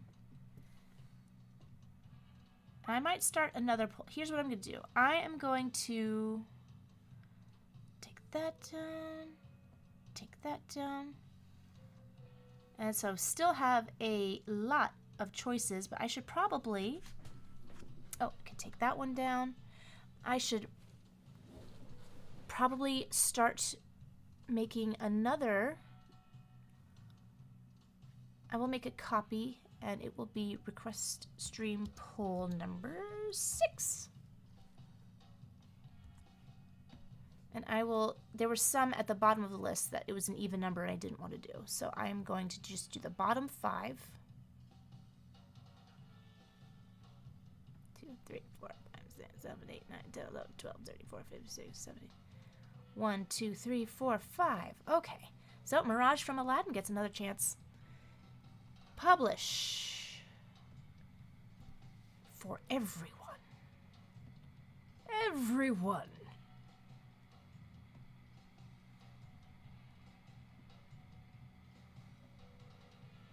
And while I am working on these two, all you guys can vote. Poll number 6. I know I asked this before, but I guess I wasn't catching the chat very well. What do you guys think of these poll catch-up type dealios? Does it make it more engaging, more like you feel like you have a say on what's going on?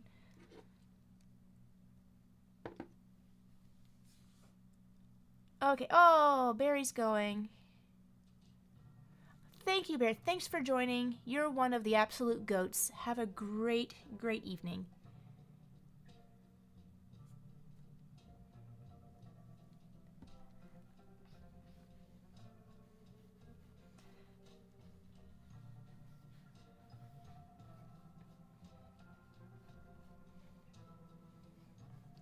Yeah, Gravity Falls is a show I have lots of complicated feelings about.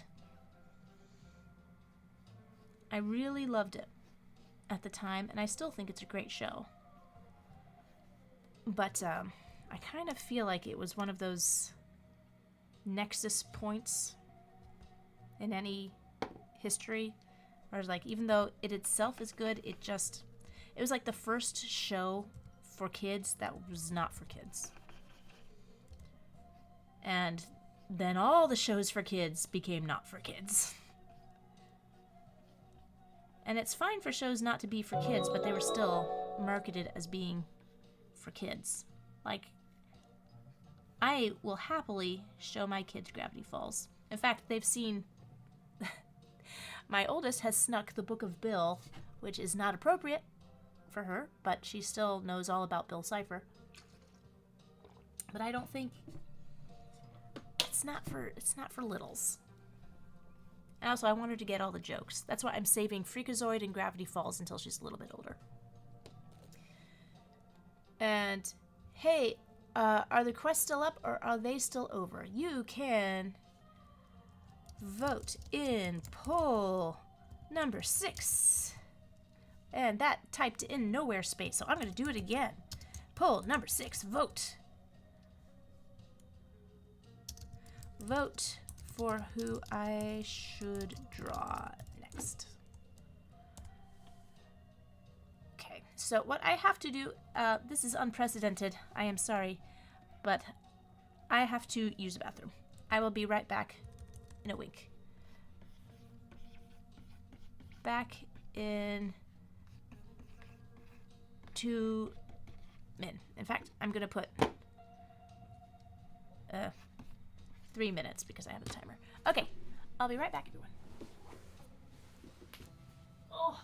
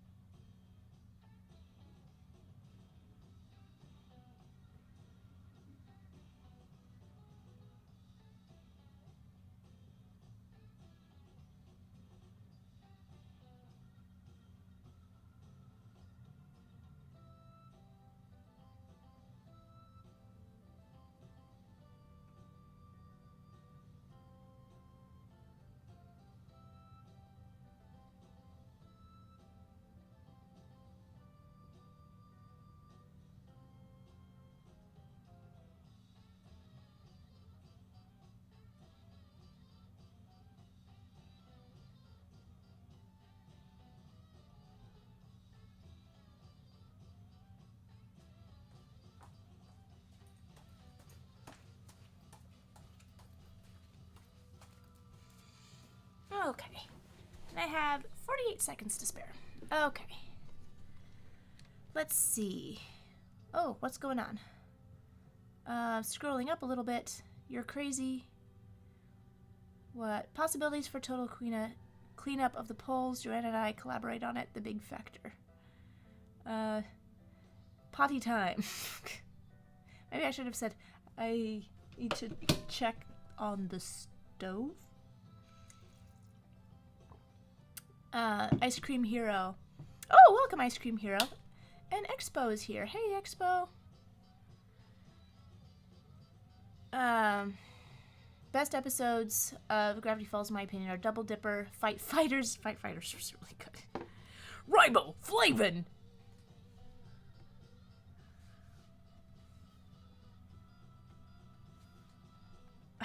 I liked the boy band one.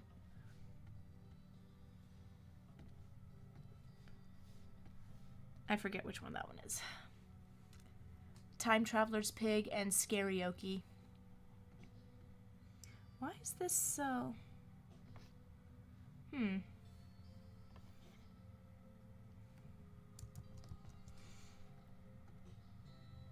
Oh, Phil. Okay. So I've got some things on the clock. Right here.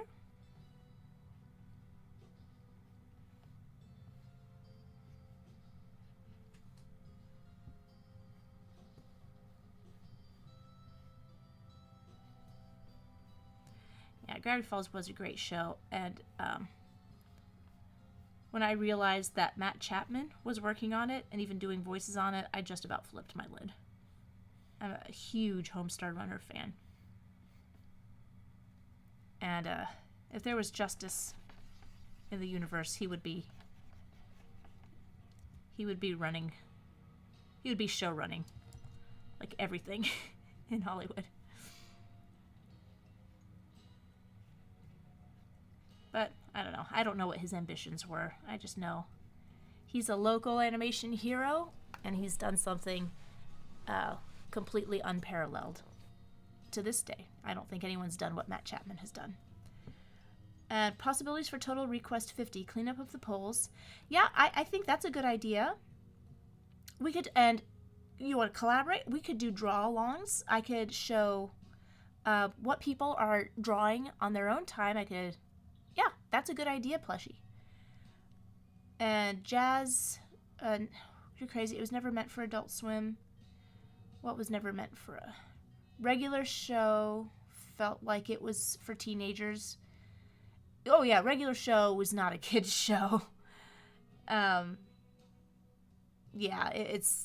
Yeah, sure, they're drinking beer. I mean, not beer. I totally messed up that joke. I'm sorry. They're totally not drinking beer, you guys. Totally. But, I mean, it was a good show, but it's just not a kid's show. But it was marketed as a kid's show. That's what my problem is. These shows that are... they're not meant for the audiences that are being targeted. They're meant for... I don't know who they're meant for, but certainly not kids. There's like a... I don't think themes of regret should be in a kid's show. I don't... just my opinion. But there's a lot about regular show to commend it.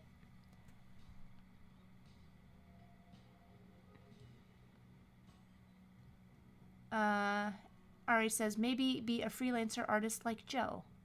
Oh, maybe. I'm not sure what that's in reference to.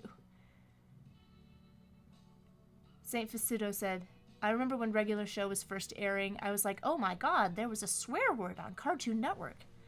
I remember watching on Kids WB when they had the new Batman Adventures, they could say, oh my god. And even that was weird to me, because before they would have to say stuff like,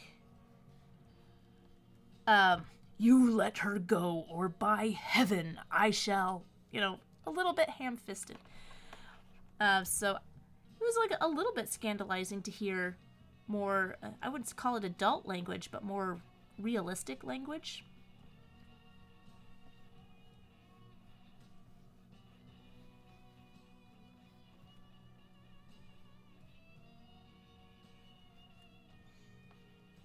So, and yeah, it's always kind of like a kind of feeling whenever a cartoon character says something that seems a little naughty. But nothing will ever be as weird as Bugs Bunny from All-Star Cartoon Heroes to the Rescue saying, "What's this? A joint?" Nope. Nope. Big nope.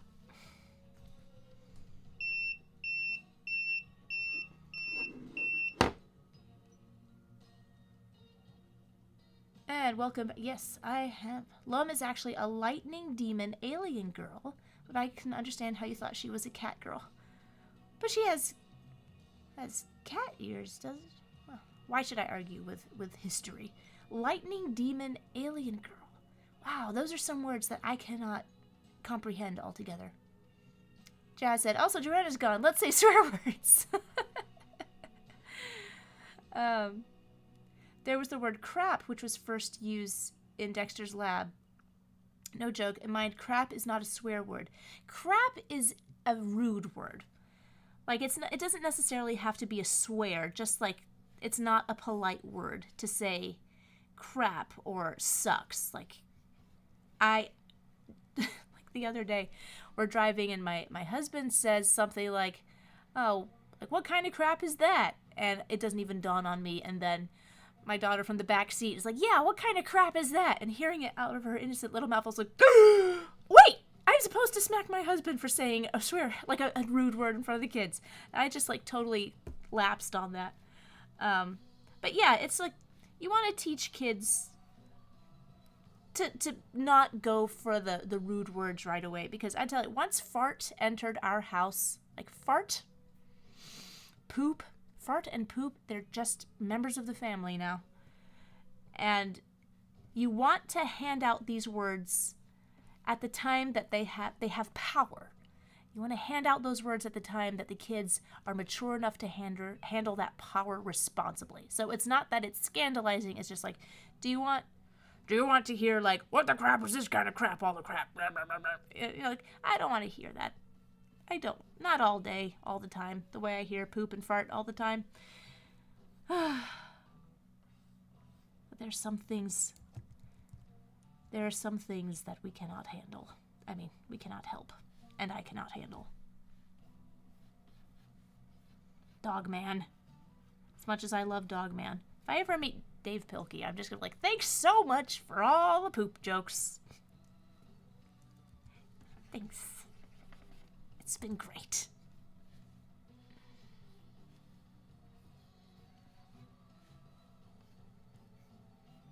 Oh yeah, and I think...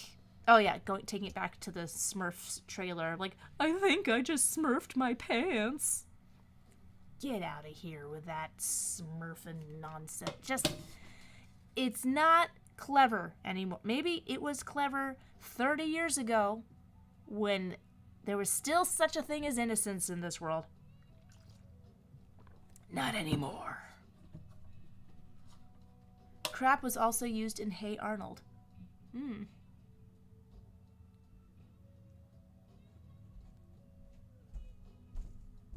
Boss Mabel, Seuss and the Real Girl.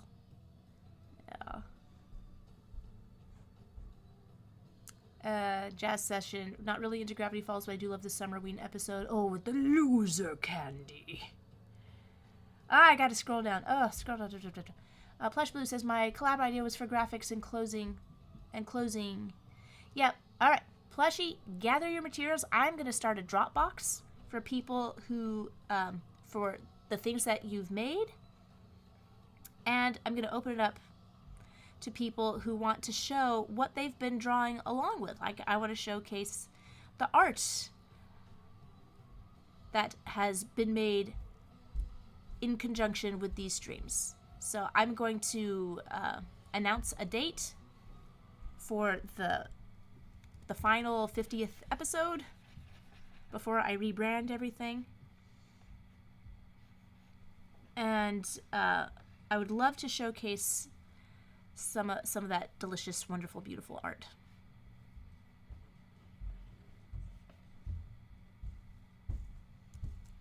And also, I'm going to change the name of the stream after number 50, because it's come to my attention that, you know, I started this out just as requests and started adding in the tipped thing as requests were like too much for me to handle and I need to thin out the herd a bit.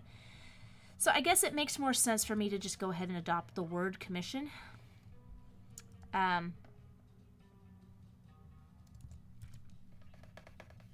So I'm open to suggestions, because I don't want to falsely advertise. And I feel like some people were justly annoyed that they can't just shout out a request and have me draw it. Because that's what it seems like by calling this a request stream. Okay, Wendy.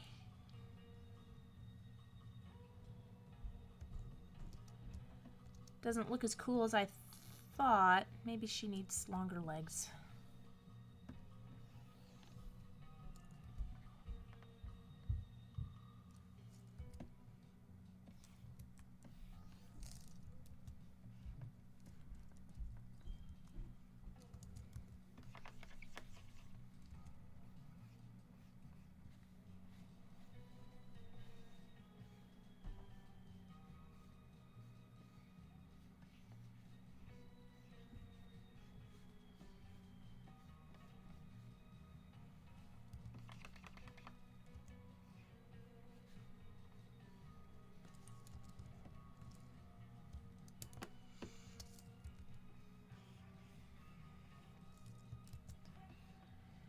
So I think going forward, I want to have more opportunities for spontaneous requests, like people being able to just join and have me keep requests open.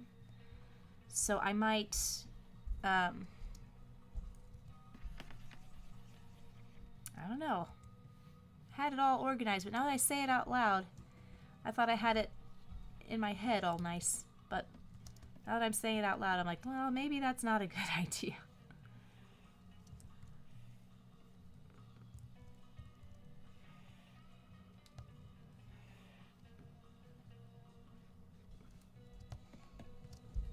Okay.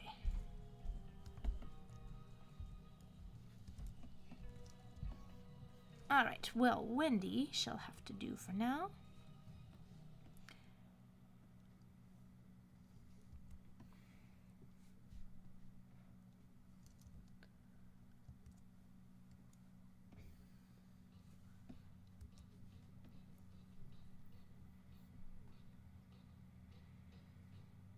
Let me scroll down to the chat. Let me see. BTAS is such a treasure, such peak writing. Agreed. 2 children's cartoons that I thought were a little adult are Teen Titans Go, Moon Girl, and Peanuts. Peanuts was too adult? Explain. Fingerprints too. Now that passes. That sails over the head of children. That is a pass. Animaniacs is a kids show for sure. Even Adventure Time used words like crap and freaking. Adventure Time's just not... I think it's debatable that that's a kids show. It's appealing to kids because it's colorful, but it got weird. It got weird. An Oni is a Japanese monster. Yes, it is. Bai TNBA was a lot. TNBA, what is it? I'm not sure what TNBA is. Warner Brothers allowed the staff to get away with much more. Oh, the new Batman Adventures. Warner Brothers allowed the staff to get away with much more than what what Fox allowed. Oh yeah, and they were good episodes. They were really, really good. I mean, they were. I would say there's a difference between adult and mature. And these words are often interchangeable. Adult is just I would say, is just my head words, speaking words in my head. Shut up, Joe. When something is too adult, it means that it's inappropriate for children. When something is mature, I would say that it's just children might not be interested in the heavier themes. But I would say like maybe these shows are too mature. Let's say it like that. So they're not exactly inappropriate for kids, but just let's not make them nihilists too early. How about that? Anyway, because they've got a whole lifetime of being an adult, and wondering about the meaning of existence. But while they're kids, let's just have fun, right? Some things are nothing compared to even more stuff. I don't know. Oh, there's just I can't keep up with chat. Jazz says, to be fair, poop is a funny word. It is very funny, but I've had enough. Every day is full of poop. Has Been, Hotel, and Hell of a Bus are nothing compared to the other series. Well, they don't pretend to be kid shows. They are adult and mature and maturely adult through and through and through.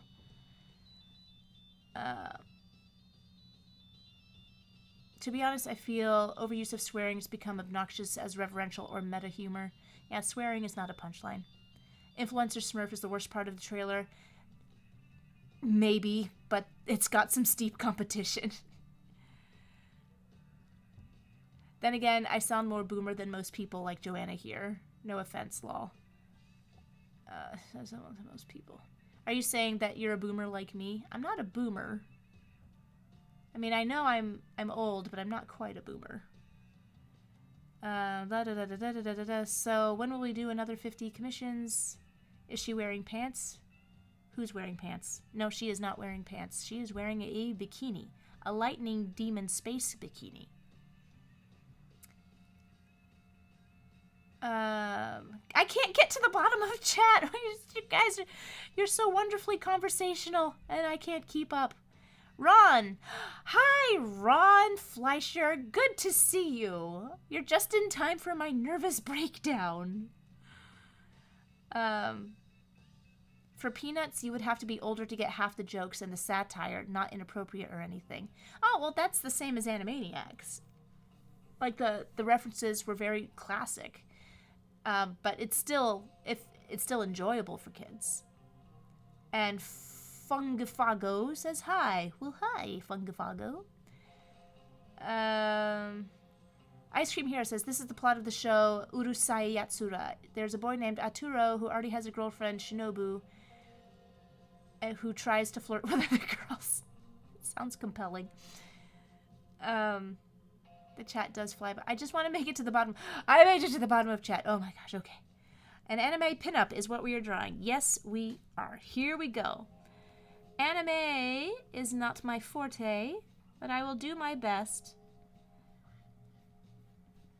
to make a simulacrum of it.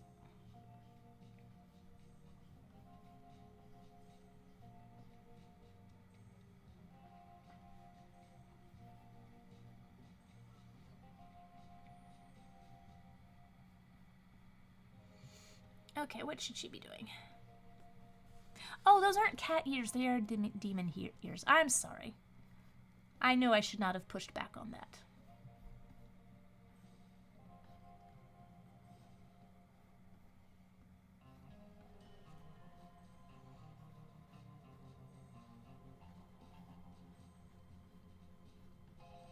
Oh, it's already 6.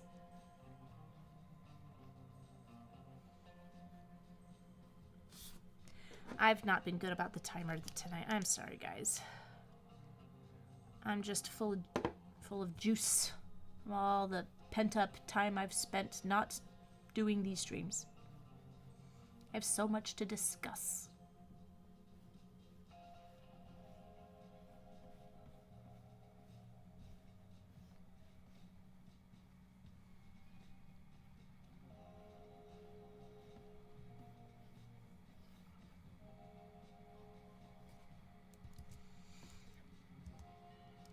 I don't know. What should her pose be?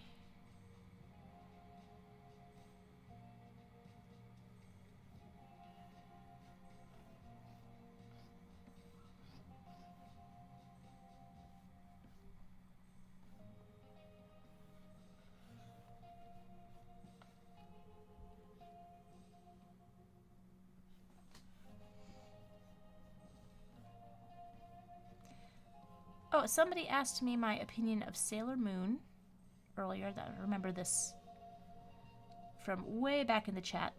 And long story short, I tried really, really, really, really, really hard to like it. I gave it my level best. But it was not for me.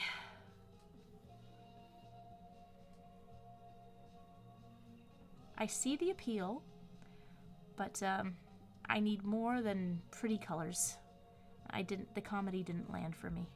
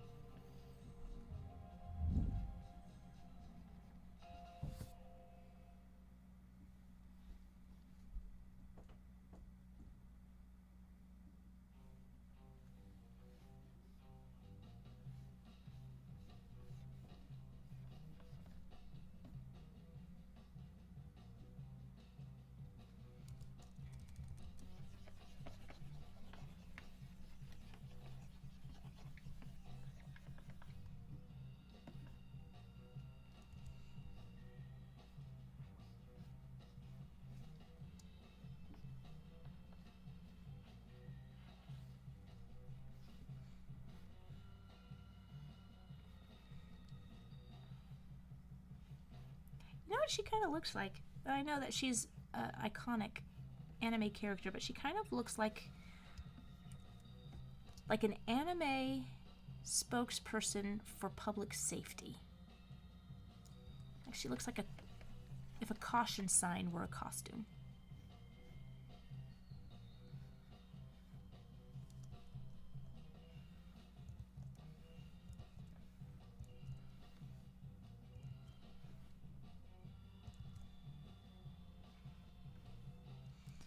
Why can't I get these faces right?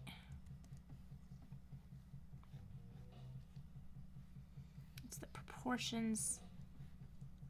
I should be able to by now.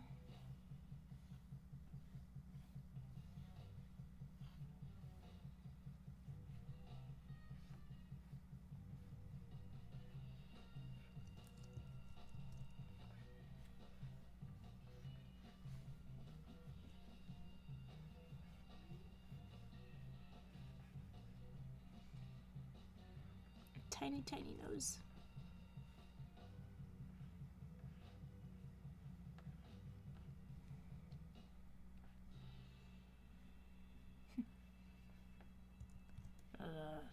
Tiny nose. Blue hair for some reason.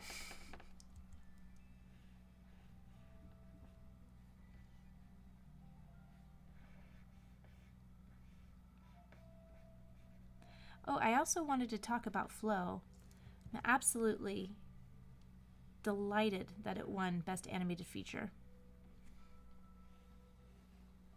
I don't know if it's going to make any waves in Hollywood, but it was such a tender movie and so skillfully and resourcefully made. It was very refreshing.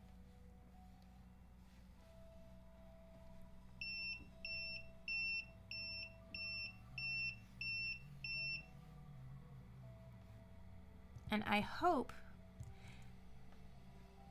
like, I love the smaller, more intimate films. Like, not everything has to be this epic universe ending thing, which is fine sometimes, but smaller movies have a place too.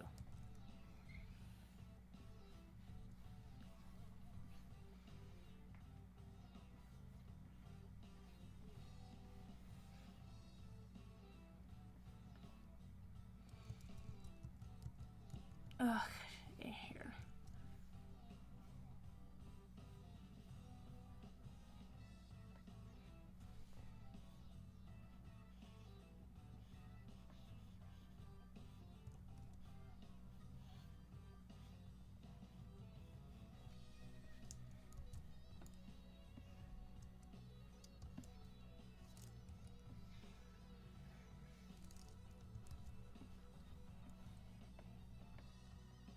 That's better.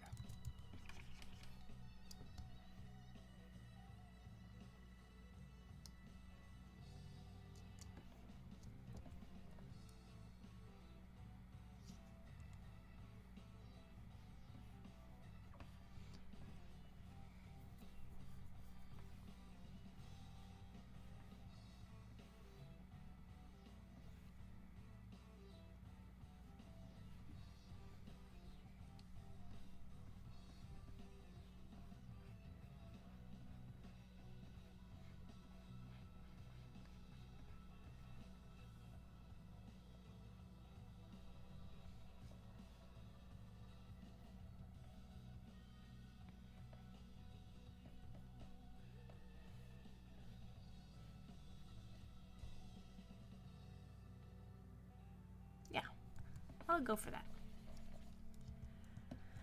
Okay, so that's a rough sketch. You know, when I started doing these streams, this was about how as far as I would take the sketches before I would just be done with them. So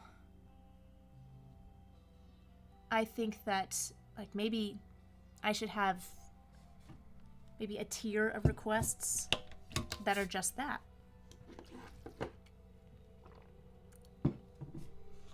Nasty, have I watched Smiling Friends? It's a fantastic show on Adult Swim. People loved it.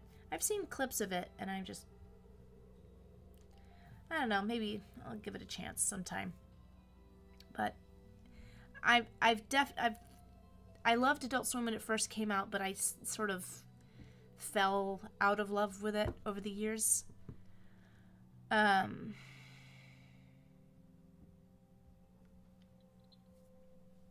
is Lum's little cousin, who's a little bit of a smart mouth and quick to anger. Okay, more about Urusayatsura. So let's see how the responses have been for poll number 6. And we have 2 winners again. Because there was... How is that? Wait, 1, 2, 3, 4. Oh, so there's people who have not voted. So we have Kinger and Princess Bubblegum tied. So I'm going to ask somebody to do a tiebreaker.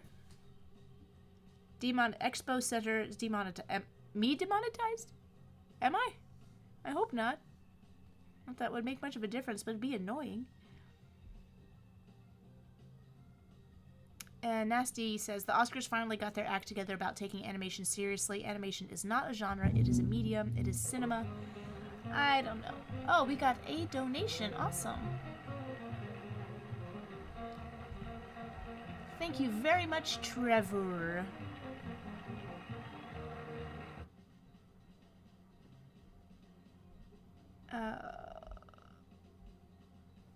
Yes, the poll. Vote in poll number 6. Oh my gosh. Okay. Vote. I'm me.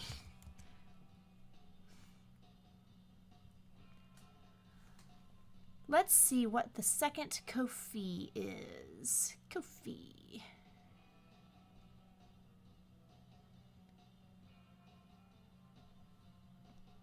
From J Major.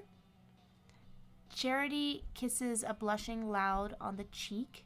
Charity Bazaar and Loud Kiddington. Oh my god. That's a great request.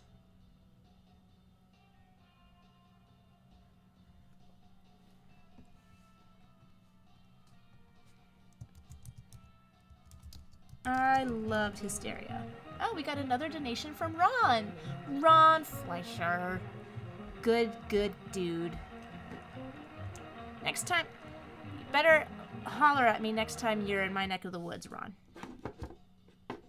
He's an animation hero who hails from the far-off land of Chicago's Startoons.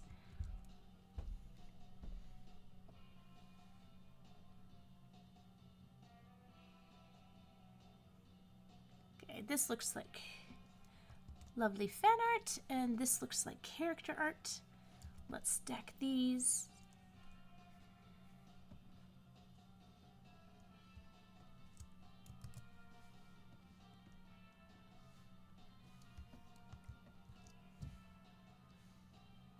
I only need, it is just Loud and Charity.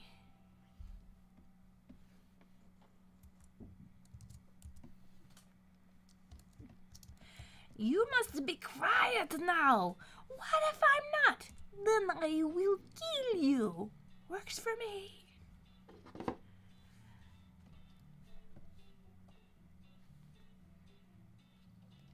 Okay, this is wonderful. I have a couple $100 to send to Fate and her family. Fantastico. It's not much, but here you go. Oh, thank you. Look at all the people who just did one-off donations. Saint Fasudo, Trevor, and Ron. Thank you so much.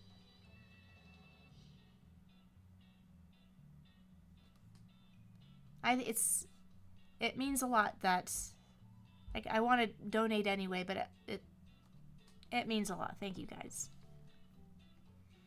And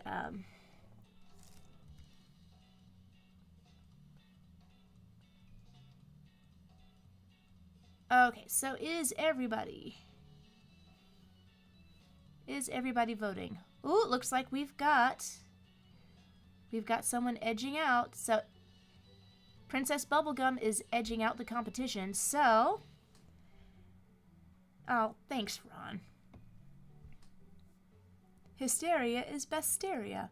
Well, yes, and Star Toons animated some great episodes of Hysteria.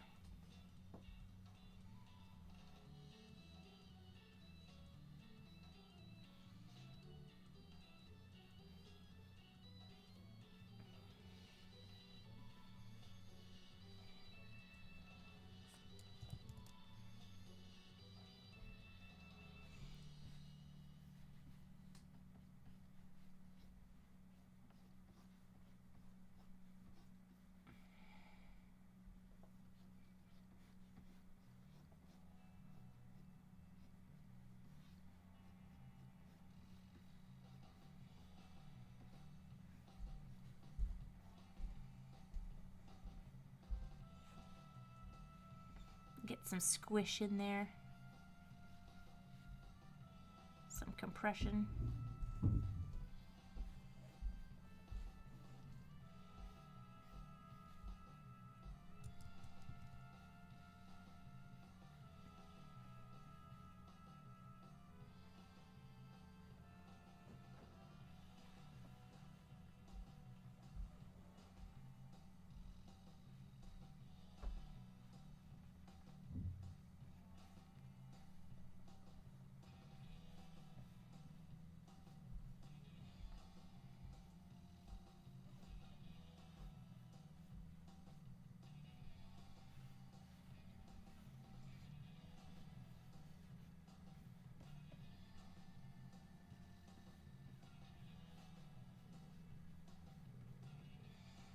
Yeah, little boys don't like kisses.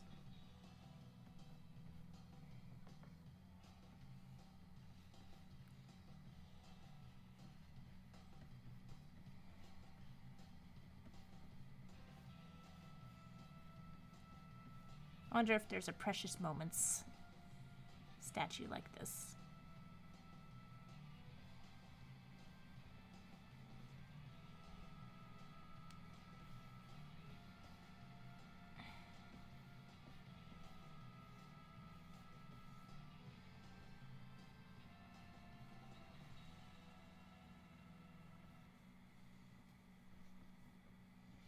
Okay, her head seems a little big. Let me knock it down a bit.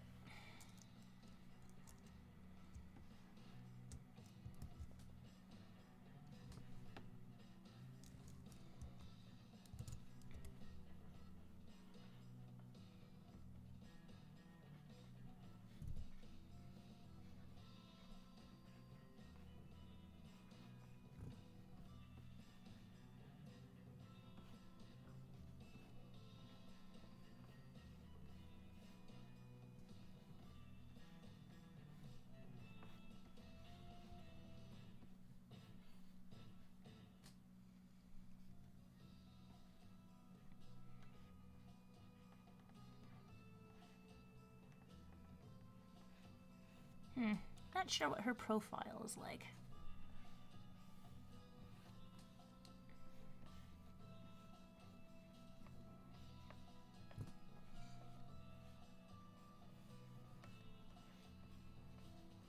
I'm going to give myself an extra 5 because it is 2 characters after all.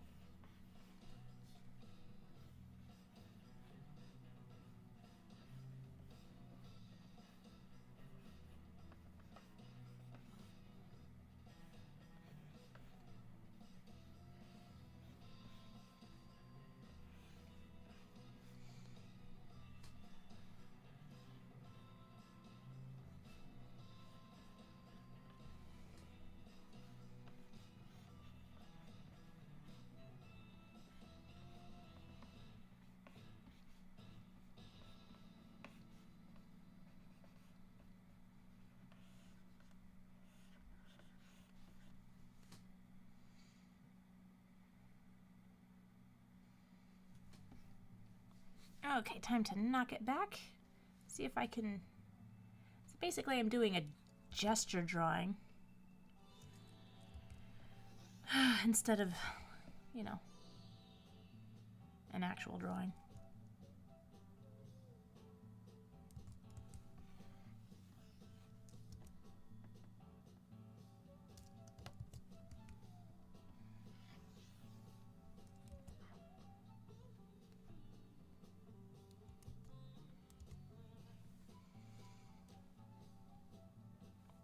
Okay, now that I've got the basic idea of what I'm going to do, maybe I could do an actual drawing now. Uh-oh. Did I freeze?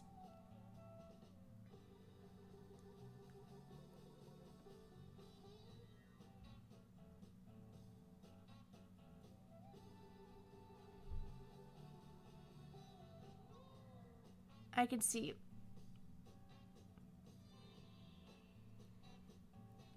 Is my video still working? I just want to be sure because I seem to be stopped.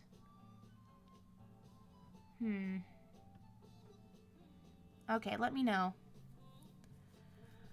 Eric Bahari says, guys, can you see me? I can see the text. And Random Deeper says, Joanna, I have a question. When I almost joined 20th Century Studios, Nasty said no, and Plush Blue Neepy said I should join Sony Pictures, but I wasn't in the mood. What should I do? I don't know what you mean by join. Can you elaborate on what that means?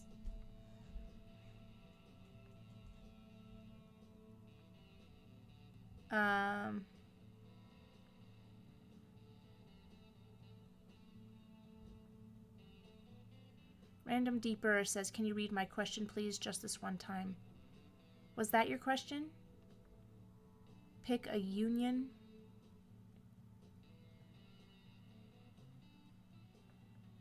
There's no studio unions that I'm aware of. It's all the animation union.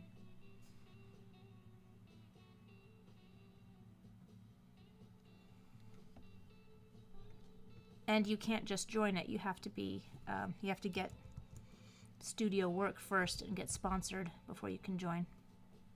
So it's not really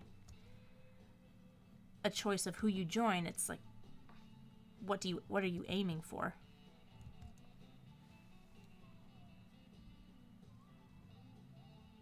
You meant like a movie distribution deal? I mean, do you have offers?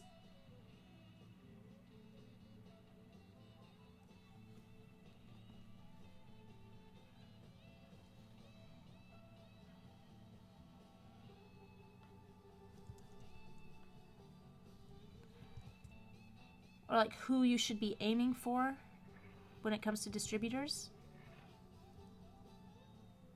It depends on what you want to make. Whatever you're making, like you wouldn't pitch like a Looney Tunes style project to like Disney.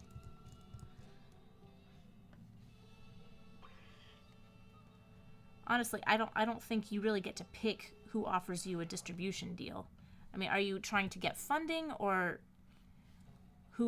trying to figure out who would be the best distributor for what you already have made?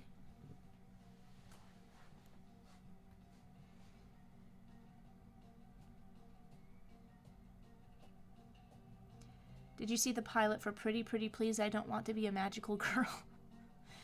That doesn't sound like something I'd like.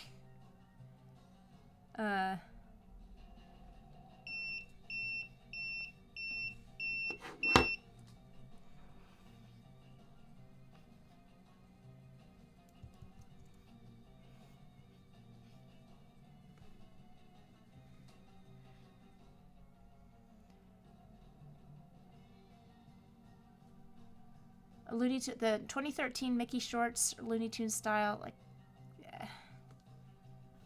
yeah. You can see how much they've done with that since then. And I'm not a big fan of those shorts.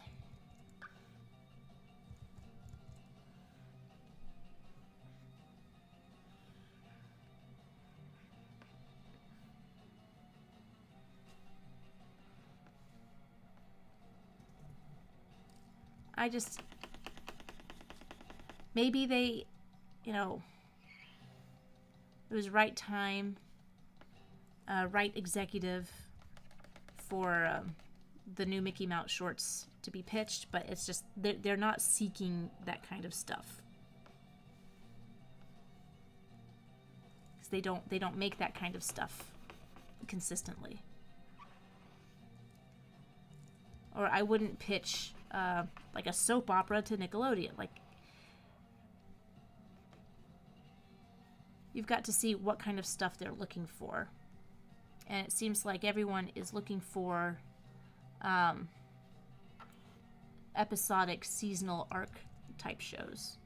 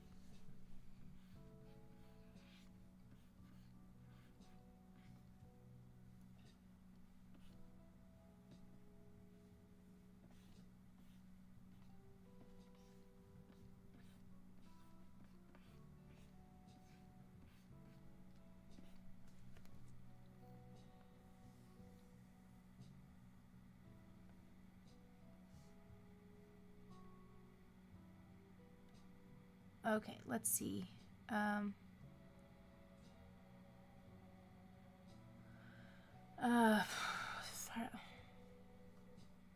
Okay, I'm beach balling. What's wrong with Wensleydale? I made a sides flying night comic. It features yellow emoji like with green hair and blue eyes. Should either Paramount or Warner handle distribution for the movie? I don't even know what you're asking me. Have they offered? Like, what? This is... Is it a trick question? Is there a right answer?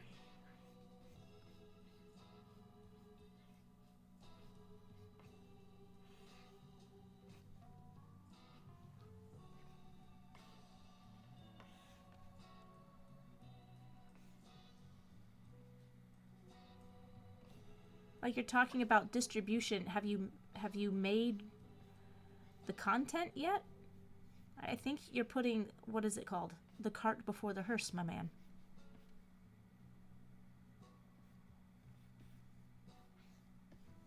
Horse. I meant to say horse, not hearse.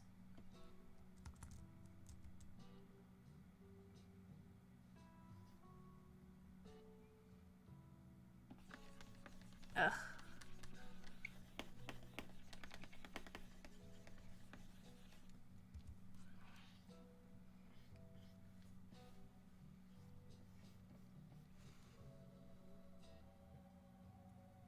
Eric says, honestly, Joanna, the Mickey shorts aren't that bad and quite often even get creative, like the one where Mickey and Minnie want to cheer up their double date pals.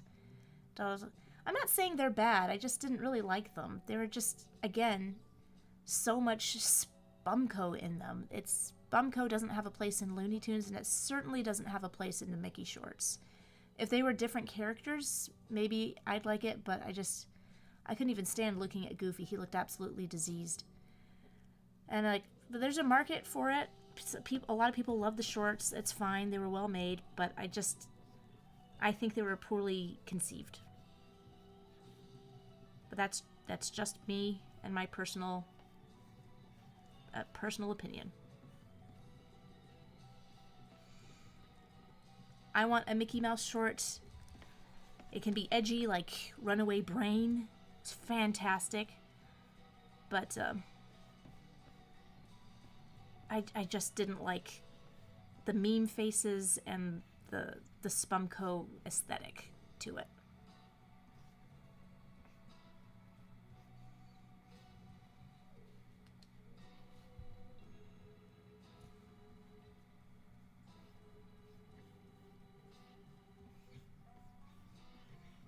You seeing the theme here? I don't like Spumco. But I'm not hating on it. I just don't like it.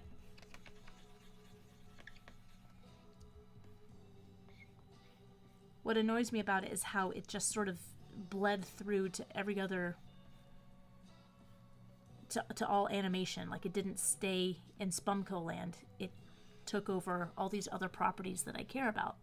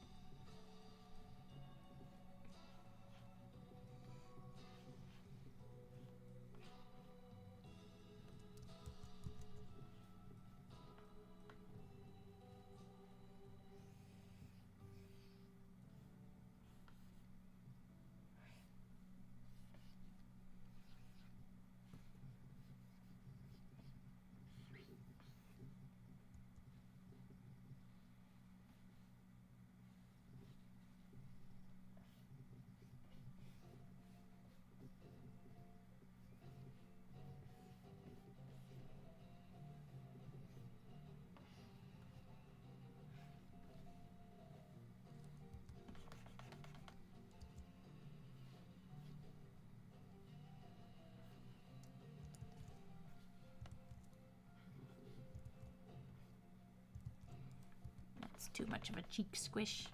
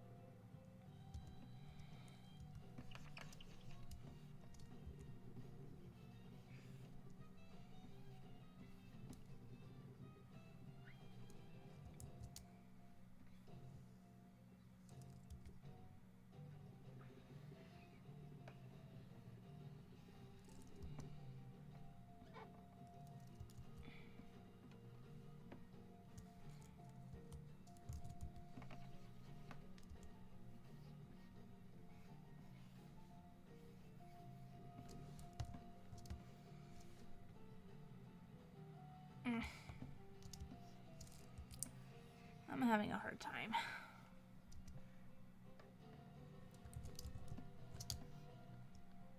Okay, I think that'll do for now.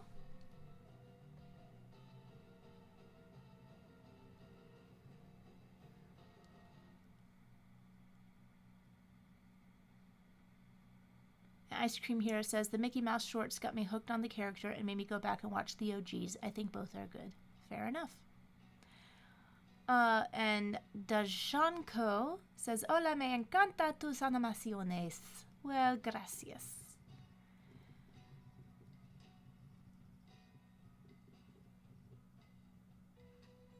And, there was one where Mickey had a VHS that said Black Cauldron. When Mickey broke into the Cinderella castle and broke the glass zipper when Mickey splashed Snow White. Okay.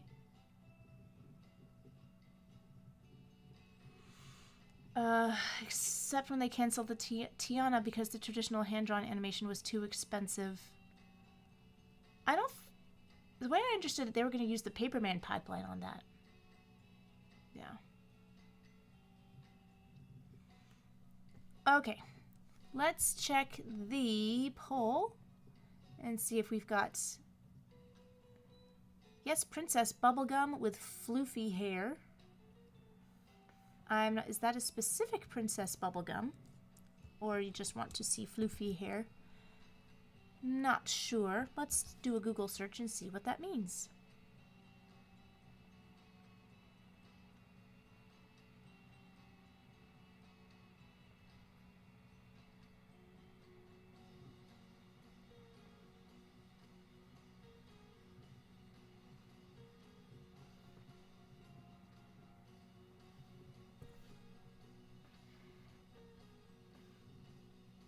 I'm not sure if there's a floofy hair Princess Bubblegum. Can anyone in chat help me out? Am I missing something?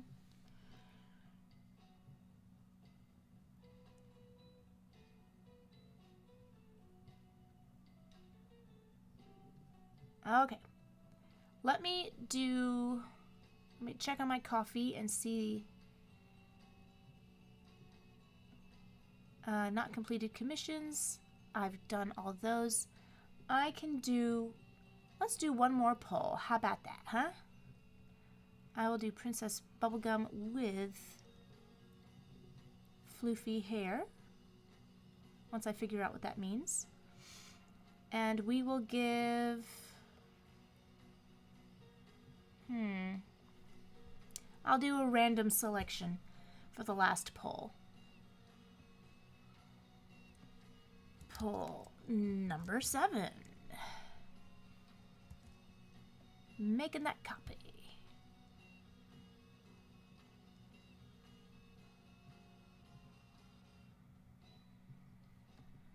You know, I like the Ashi and Samurai Jack with their kids one, but I'm going to save that for another time.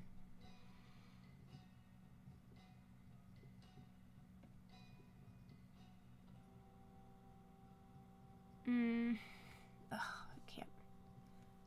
can't decide.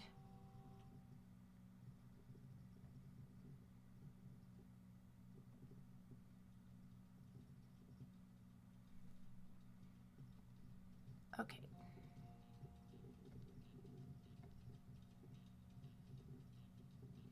You know what? I'm just gonna leave a lot of choices on this last one and see if anybody comes out on top.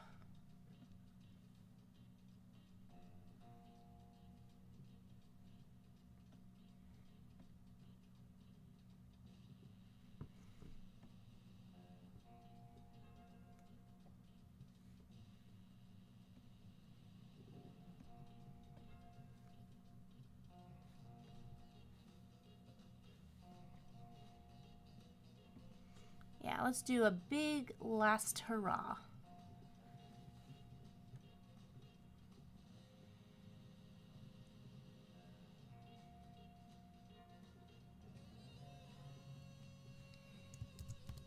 Crest pull number 7. There we go. And I'm going to figure out which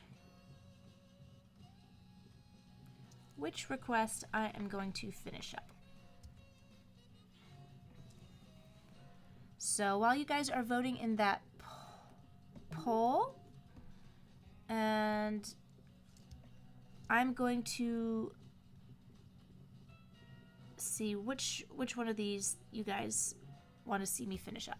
All right, Instagram too, you can holler out if you want to see something done. Oh, got a lot of people who joined.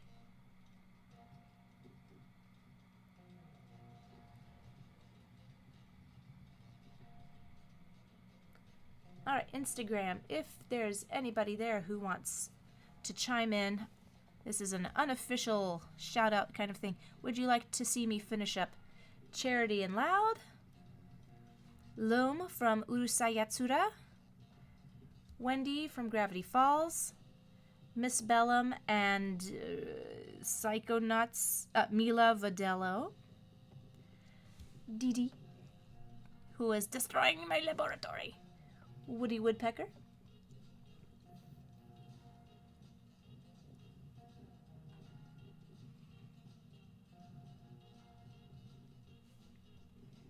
PaRappa the Rapper. Or Jack Skellington. What do you guys think? Which one should I do? No rushing.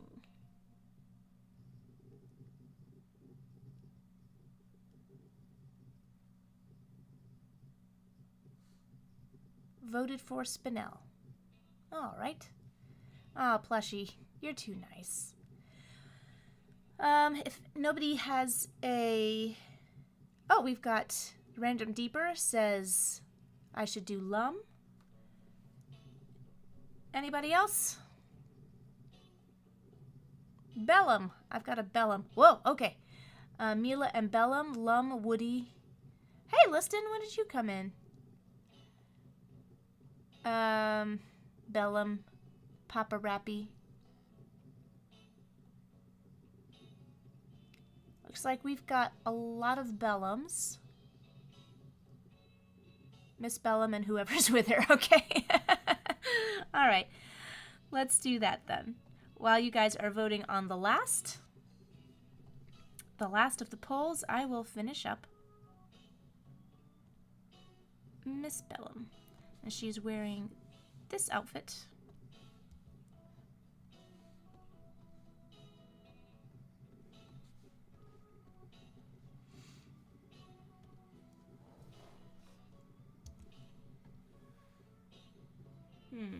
Now what should I use to ink with? How about I actually try to ink? I'll practice inking today with an actual pen. Classic cartoonist. How does that look?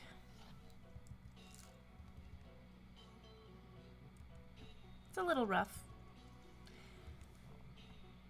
Clean as a whistle. I like the thick and thin there. Okay, let's do this! And Matthew says, I honestly haven't been paying attention. Well, thanks for letting me know.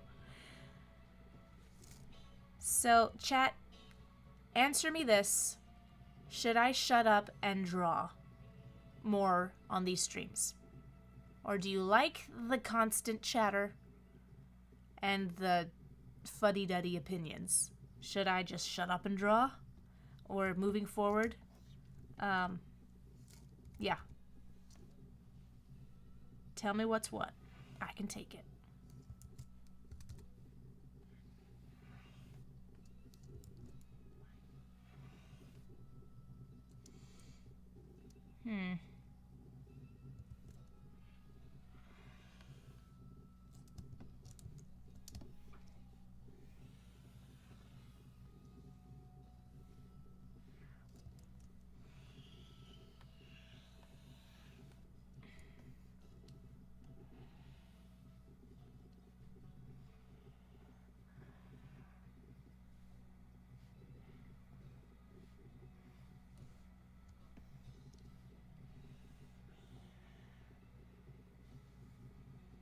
Chattering and drawing are the best combo. Yes, but I am physically incapable of doing this.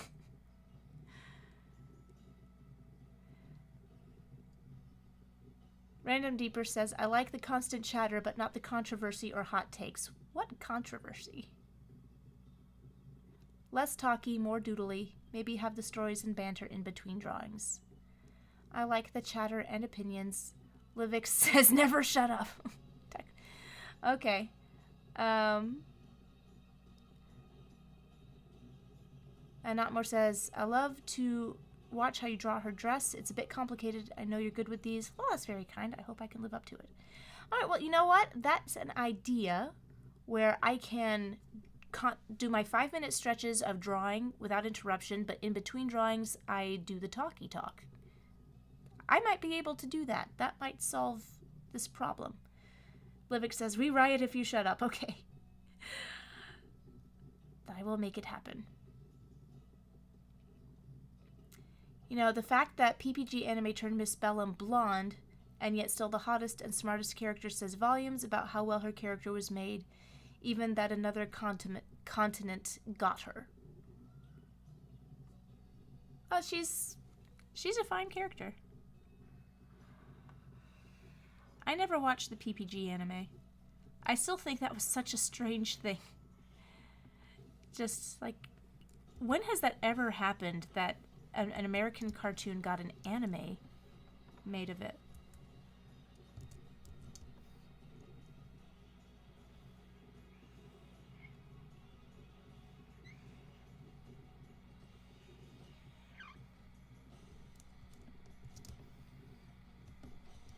Okay, drawing through.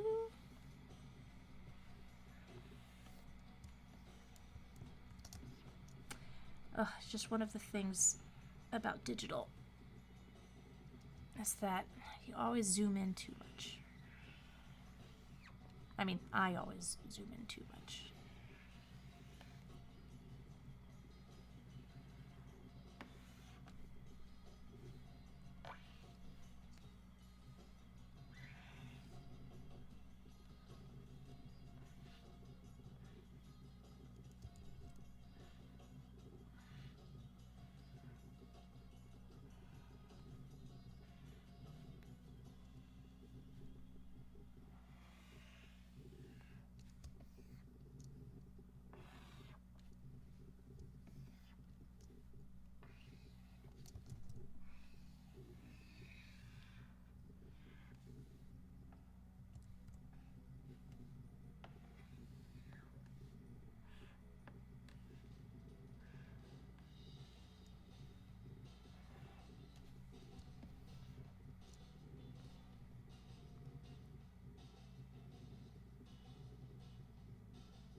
Oh, and Eric goes on to say, meanwhile, the reboot missed her character enough that they wrote her out complete. No kidding! They didn't have Miss Bellum in the PPG reboot? I was not aware of that. I didn't watch the reboot. And Casey says, Joanna, I think you should do what you think is right. Honestly, I couldn't do a little of both. I wish I knew what was right. Oh, I think you should do a little of both. Yes. And Deeper says, if there was an anime based on a Nicktoon made in Japan, what would it be? A Nicktoon in Japan. Oh, yeah. Oh, it should totally be Doug. Oh, yeah, because then it could be just like a slice of life anime for his normal life, but then in his fantasy sequences, they can just go all crazy. Yeah, Doug would make a great anime.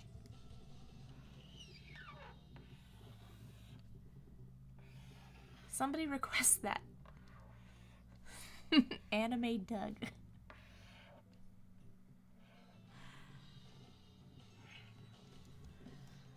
Oh, God.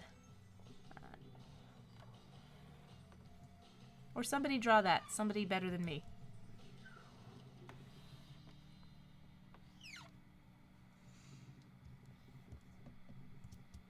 Okay, so that sleeve has a slit up the sleeve. So, here we go. Alright, now to delete the parts I do not need. Not the most efficient inking technique, but it's the one I'm most comfortable with to get me those nice, sharp points.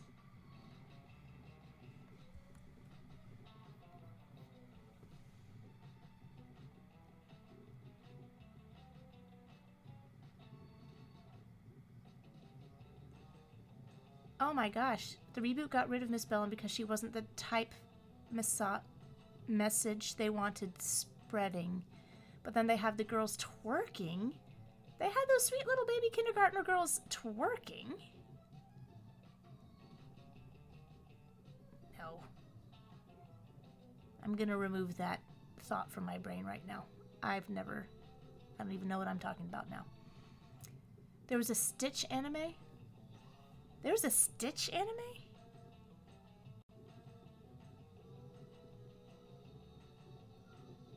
Okay, anime Nicktoon. Didn't we have that with Kappa Mikey? Well, Kappa Mikey wasn't... It was about anime, but it wasn't an anime. Like, they had a very low budget. Doug was sabotaged by Disney. Yeah, Disney Doug was a different animal, for sure.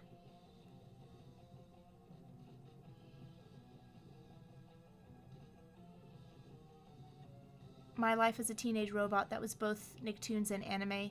Well, My Life as a Teenage Robot was not anime. It was, you know, very retro. But that classic anime is also very retro, so there's a little bit of crossover there, I guess.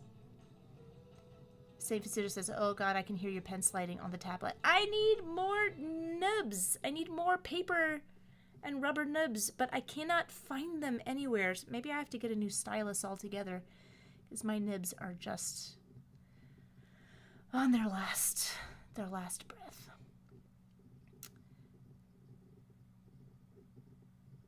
I wonder if anyone watched all the episodes. There's no 2016 Powerpuff in my mind.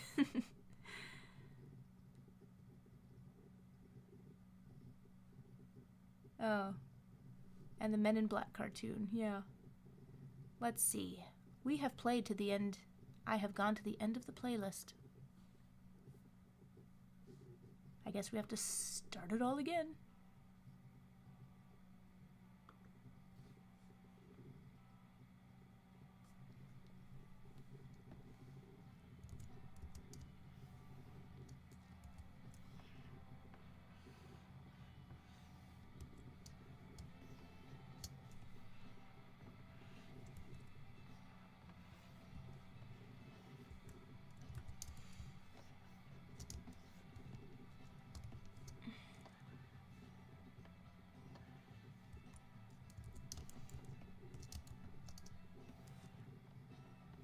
Yeah, if anybody can find out where I can get more rubber tipped nibs for Wacom Cintiq art pen stylus.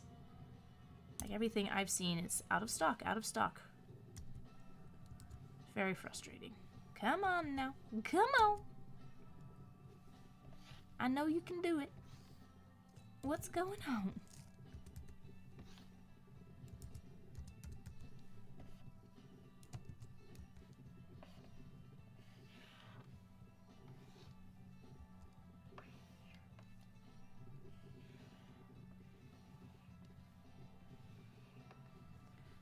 Maybe I should turn up the music. Now I'm self-conscious about you hearing my pen scrapings. There we go.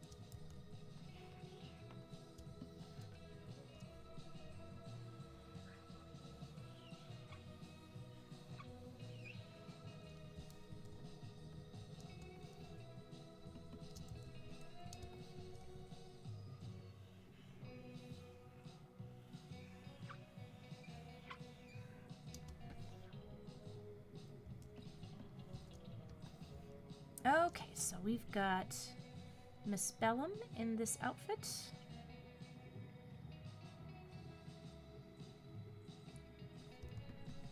I know there's tangents here, but I never see them until the next day.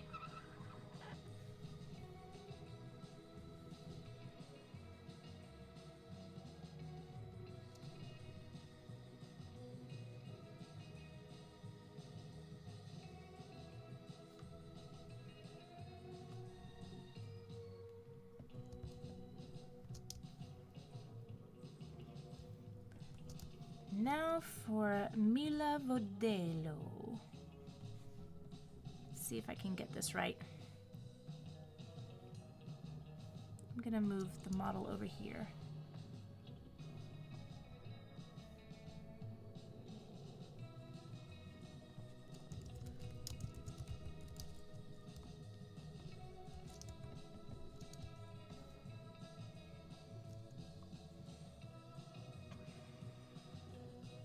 Let's make sure I get the eyes right. Very thick eyeliner.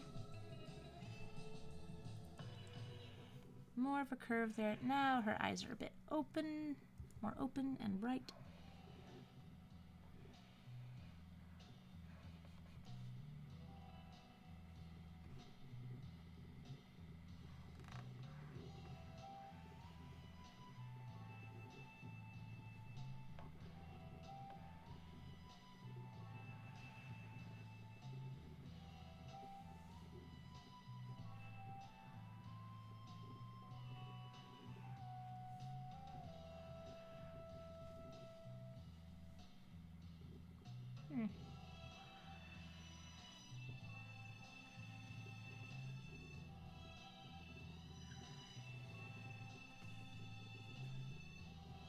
I forgot to give her a nose.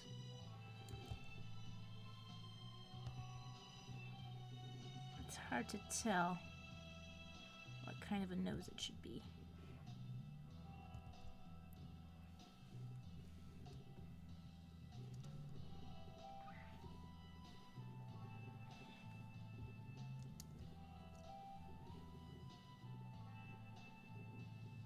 Oh, she's got hair thingies that go and cover That's useful. Okay. I didn't notice that until I zoomed in.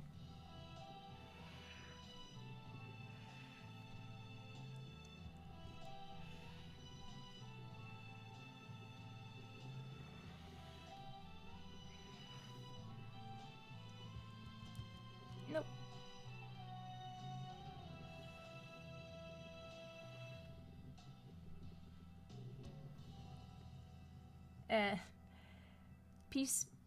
Pieces by Reeses says, I love this. They look beautiful in your style, and I can see them getting along well. Yeah.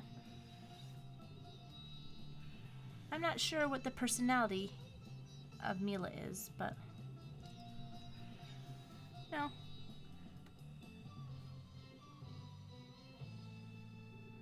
She seems nice.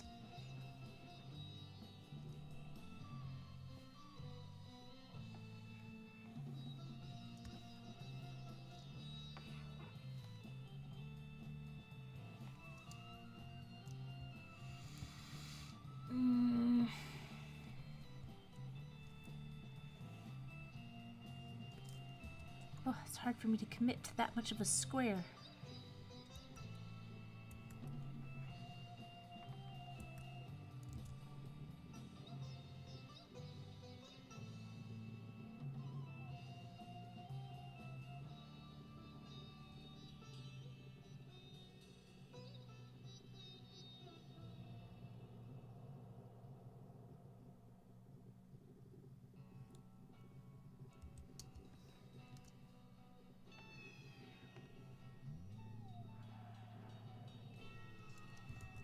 Let's see. I wanted to talk more about something else today. I can't remember. It was so important. Probably not, though.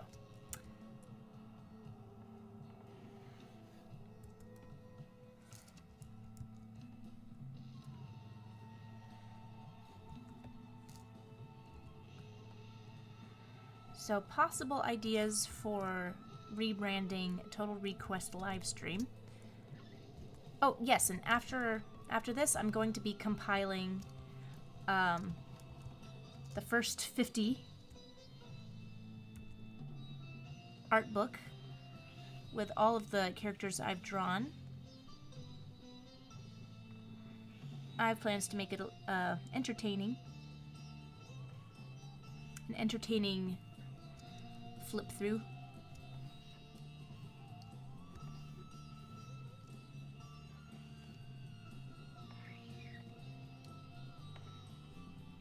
But I will be working on that and keeping you updated. And I think I might do, I don't know,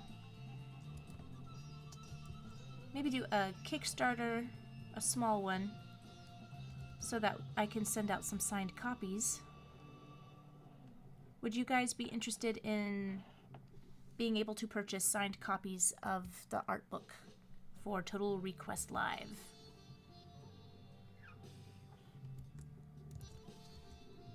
It's been a long while since I made an art book.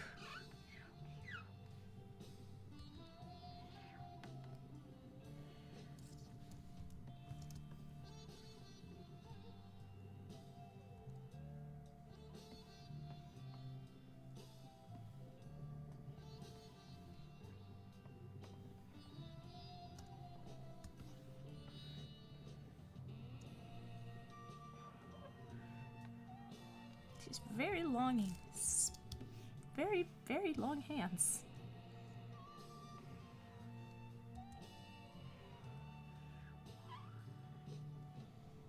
And Nathan Johnson says, I would buy a signed art book. Well, cool. Democracy live stream or election live stream?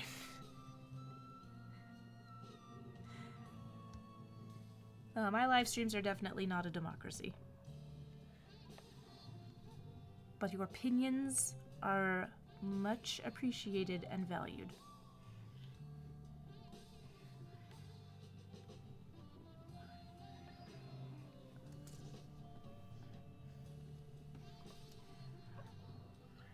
Yeah, I was thinking of calling it a doodle stream, where sometimes I will always have some slots open for commissions.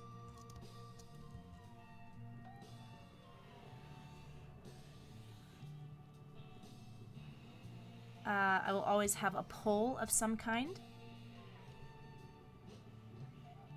But I'm just trying to find ways to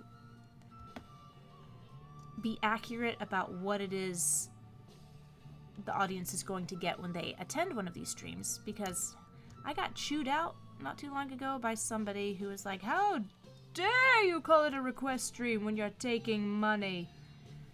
And I called it a charity request stream, so I don't know.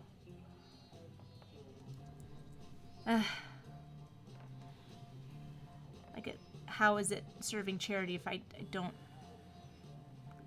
collect for charity?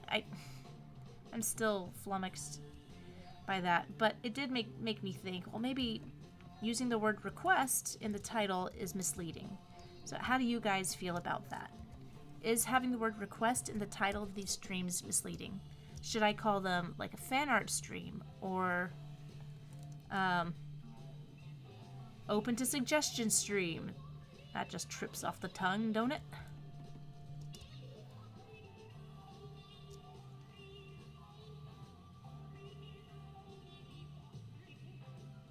Aw, Barry. Barry, I thought you left. Welcome back.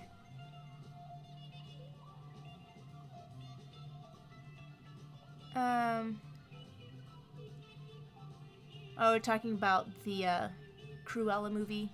So dumb. And Livik says, been a big fan of you and your work in animation, so yes, yours would be another one to add to my art book collection. Oh, thank you. Request is okay. It's okay to use the word request.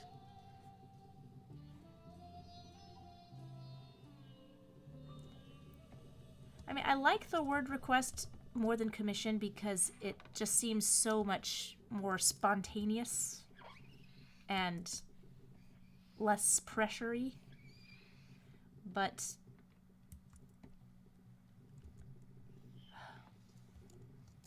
yeah, maybe it could be like that. I set a price for... You know what? Yeah, that's what I'm gonna do, because I think that worked out pretty well.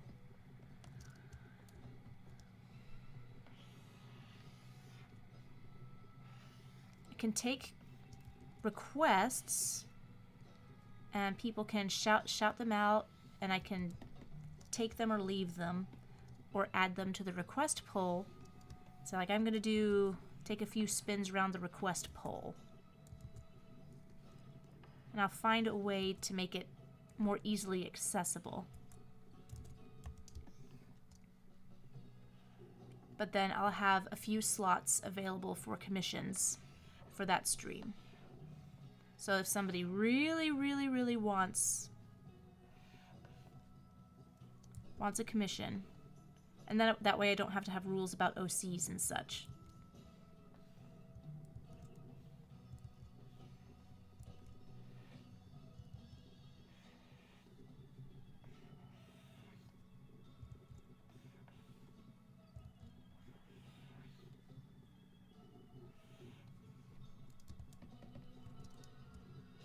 That hand seems terrible.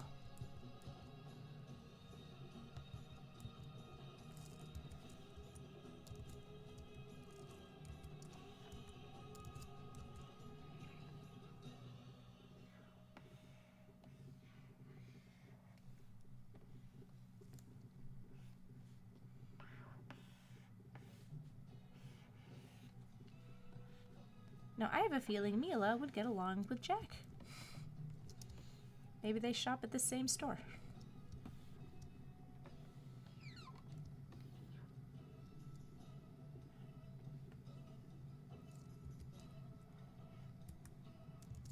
Oh gosh, does she have long nails? Maybe.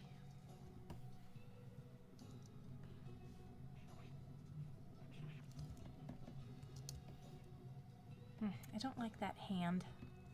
I'll have to go back and see if I can punch it up a bit. But I've got to move on.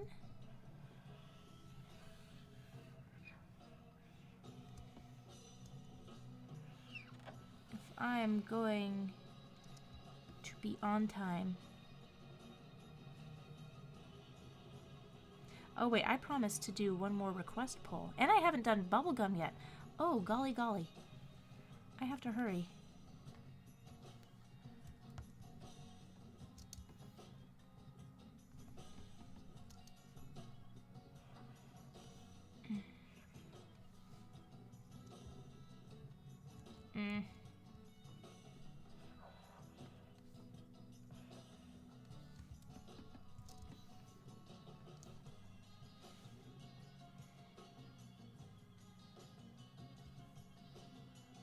Okay, I will color those in a second, but I still have to do a... Boy, I just didn't do much today. Usually when I stream for this long, I have like 20. Boy, I did talk too much today. Princess Bubblegum.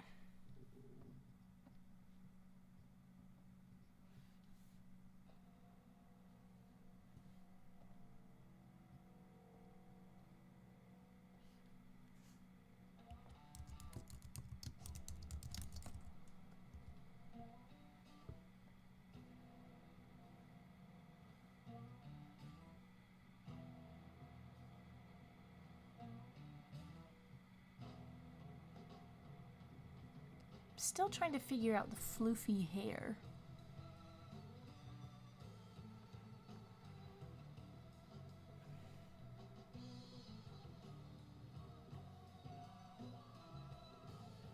And look at, there's a lot of different outfits for Princess Bubblegum, but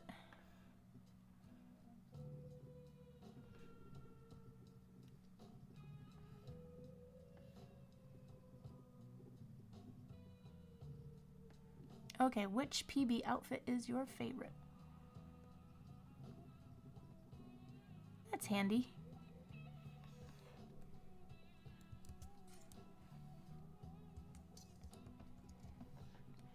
I don't see floofy hair anywhere here.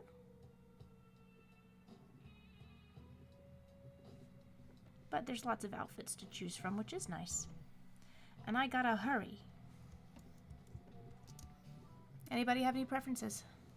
Oh, there's even more.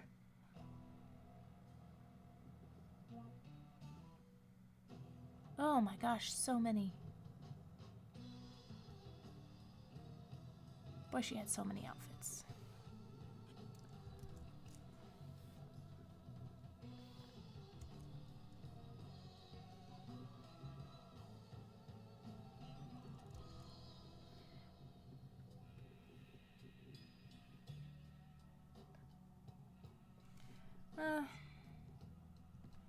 These seem more iconic.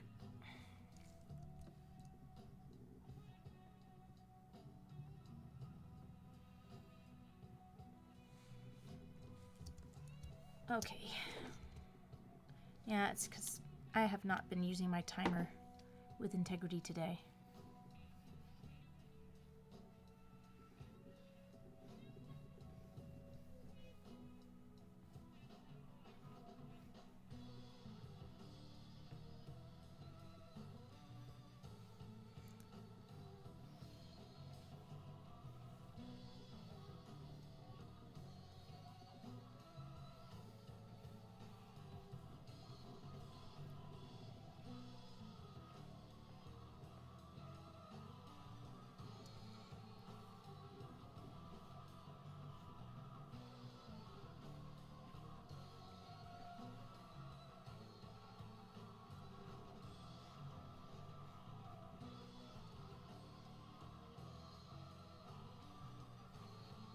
Oh, why am I'm doing this with pen? No wonder.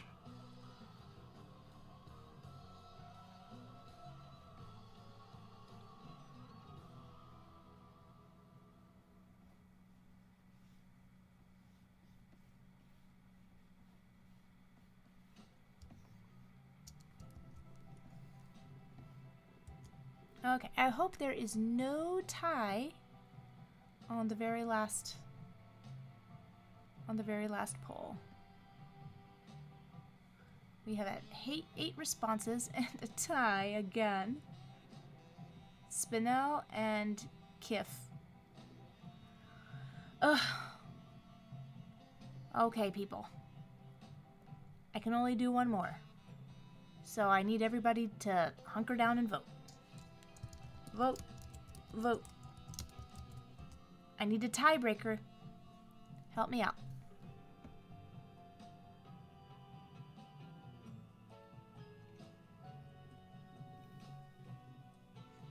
And Ice Cream Hero says, speaking of bubblegum, did anyone see The Day the Earth Blew Up? I just did, and it was really good. I went on a whole thing about that movie. I loved it. I'm so glad you saw it. I want everyone to go see it.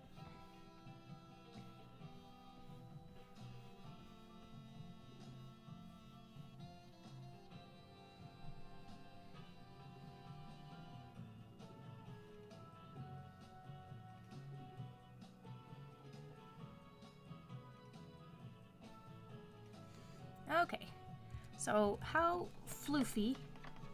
Is this floofy enough, do you think?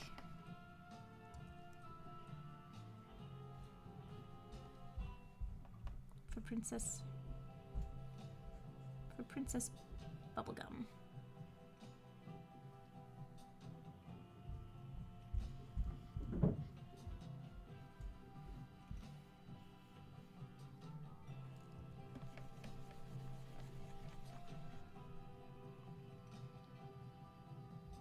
Go for Kiff.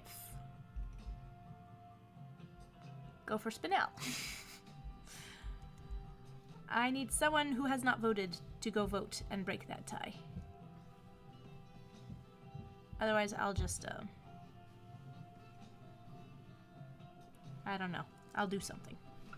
I'ma do something.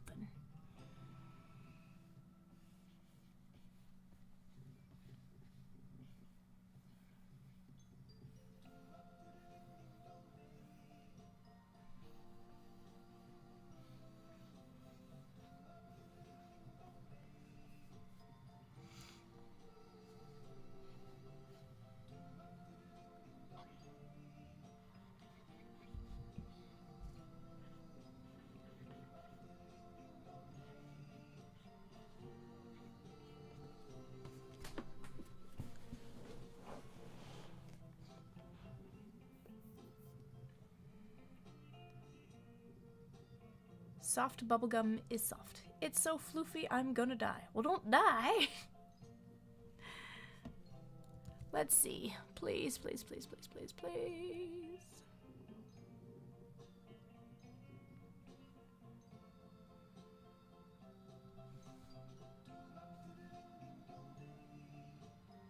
And we have Kiff as the winner of the last stretch. Fantastic.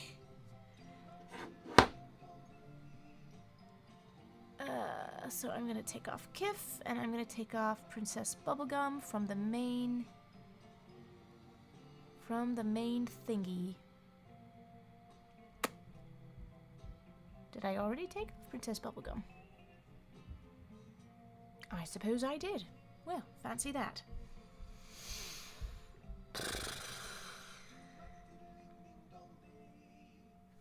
What does Kiff look like?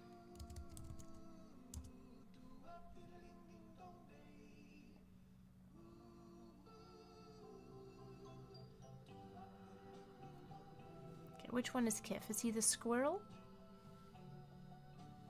I've not seen the show before.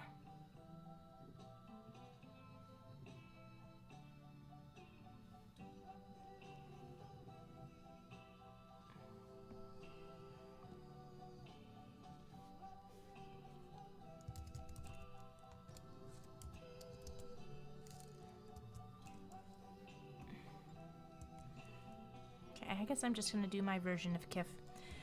And then I shall finish up Miss Bellum. So let's see.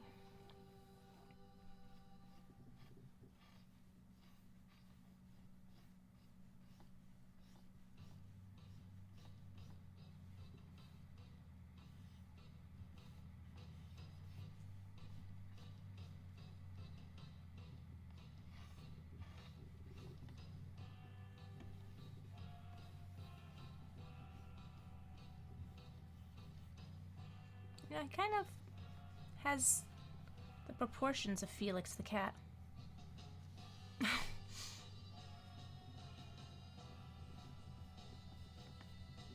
What if he was like Felix the cat?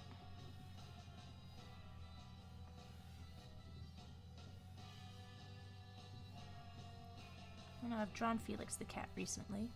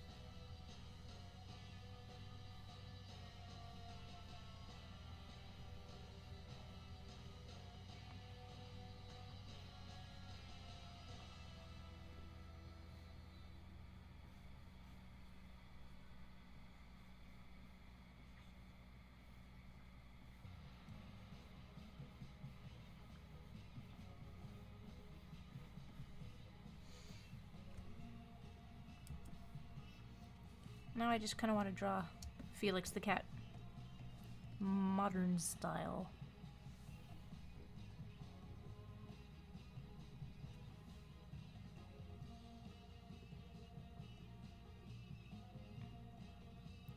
Felix's head ain't that big. It could get pretty big.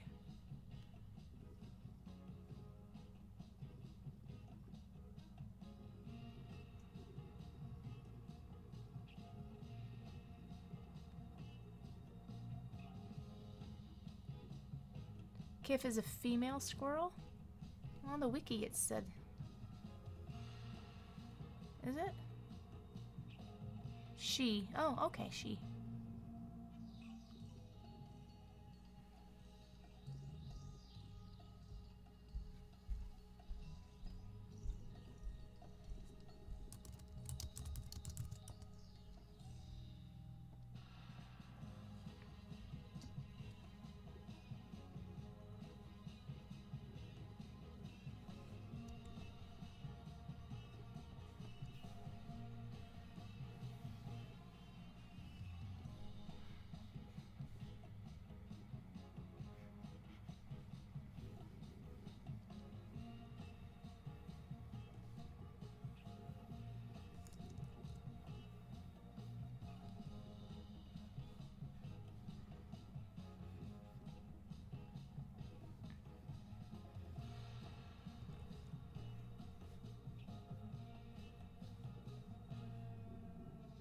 Nightmare creature.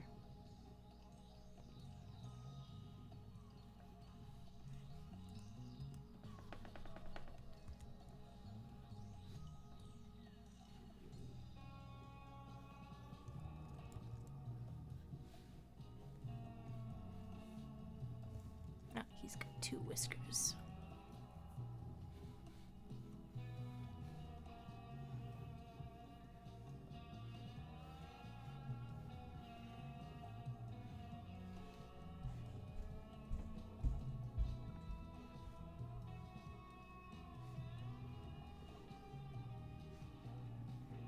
Doesn't really read as Felix anymore.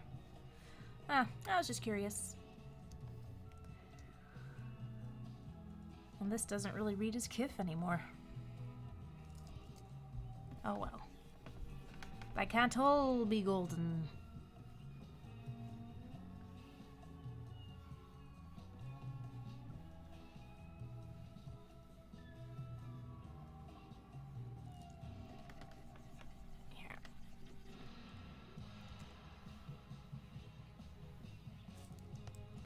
Let me get the eyes right. If this is gonna be a takeoff of Felix, then...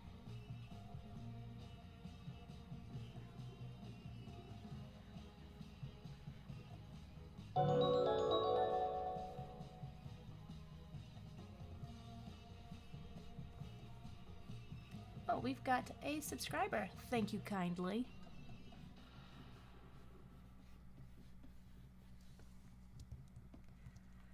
Alright, well there's Makith. Let's go back down to Miss Bellum and get all this colored out. Mila Vodello.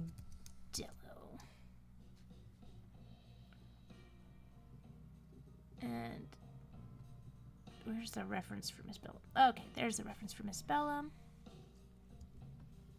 So I can get the color.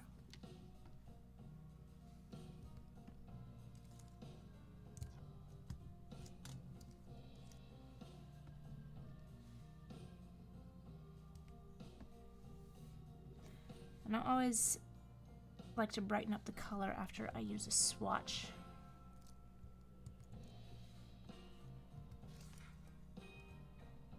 Oh. There's some lines that need to be fixed.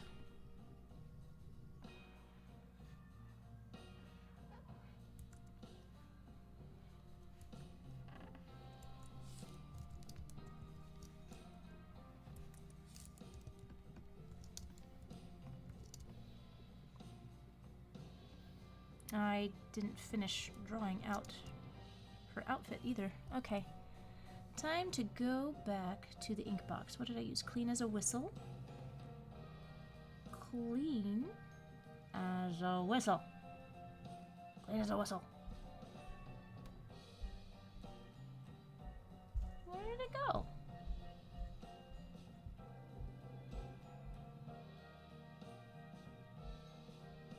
There we go. Clean as a whistle.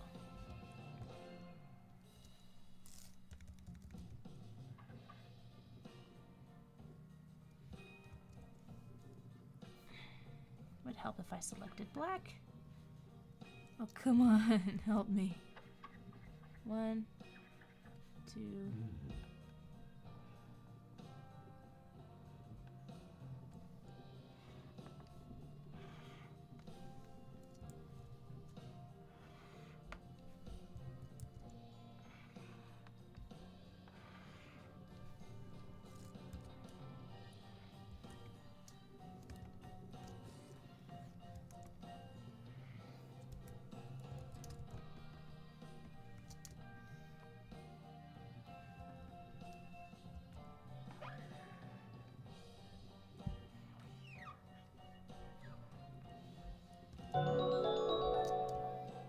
And what have we got here? We just got another sub. Fantastic. Oh, I know what I wanted to mention. I've been posting a link around, if you've seen it on my socials anywhere, of a very short that I did, a musical education style thingy in a mid-century UPA-ish sort of style. And it's something I've been developing with a musician friend of mine, David Ricard, for a while, and we're, trying to make our own stuff. So if you wouldn't mind, it's not on my channel, but if you follow my socials, you'll see it for sure. And just give it a watch, give it a like, share it around. I'd be much appreciative if you did so. It's called Let's Get Busy.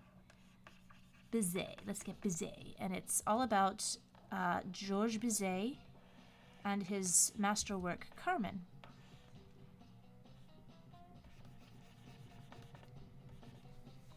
The opera Carmen, as it is.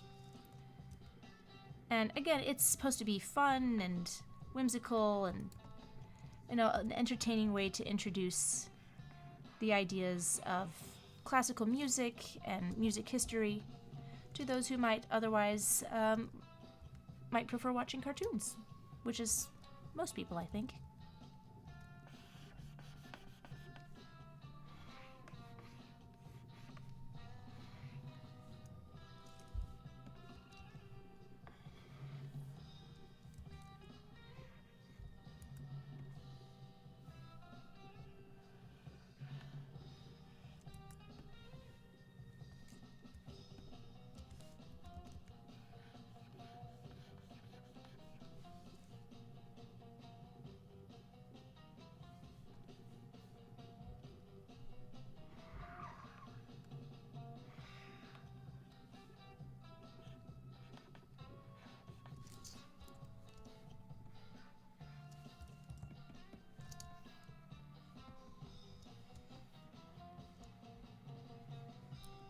get these green eyes.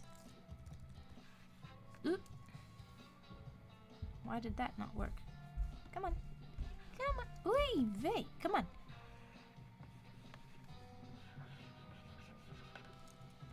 Dun, dun. Do, do, do, do. Yeah, music has always been super important to me. And I feel like music and animation are just peanut butter and jelly. And we need more, I do think.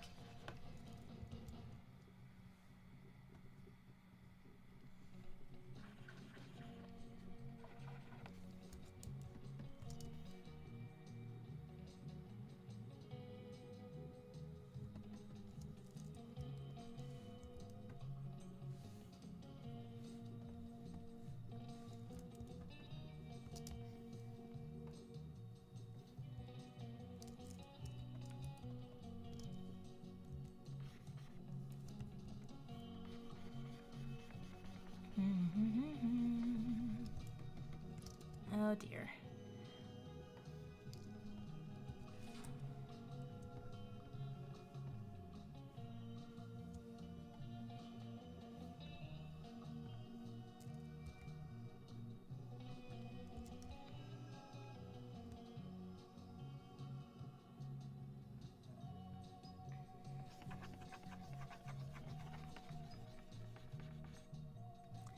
Well,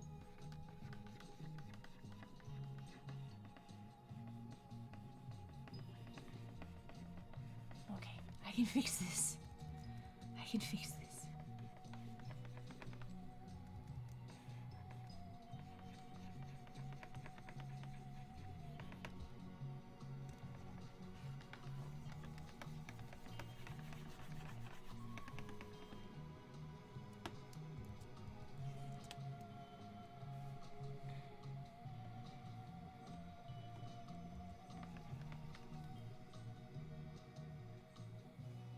Oh, I have missed a lot of chat. Why? I wish my chat would automatically scroll down. Oh, hey.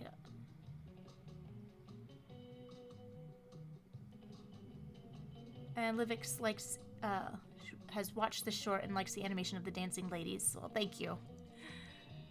And Aya says, what did Aya say?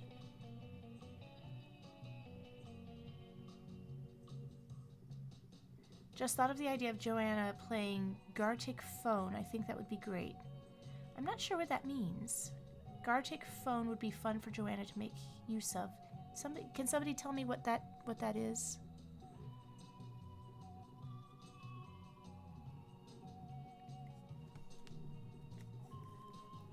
Gartic Phone.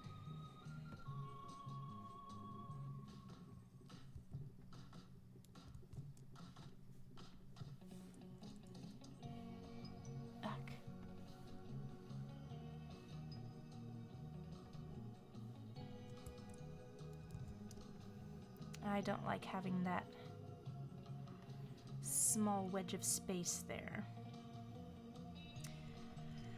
Oh boy, there's not much I can do about it now.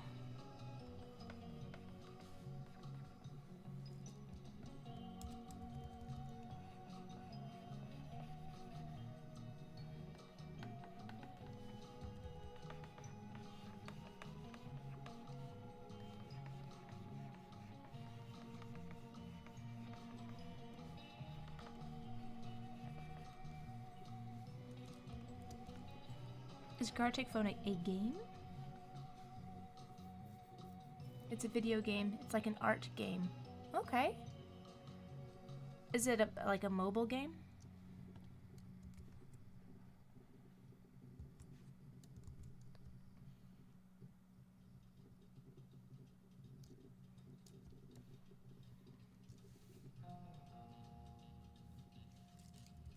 I'm gonna take out this part of the eyebrow because I don't like this little bit right there.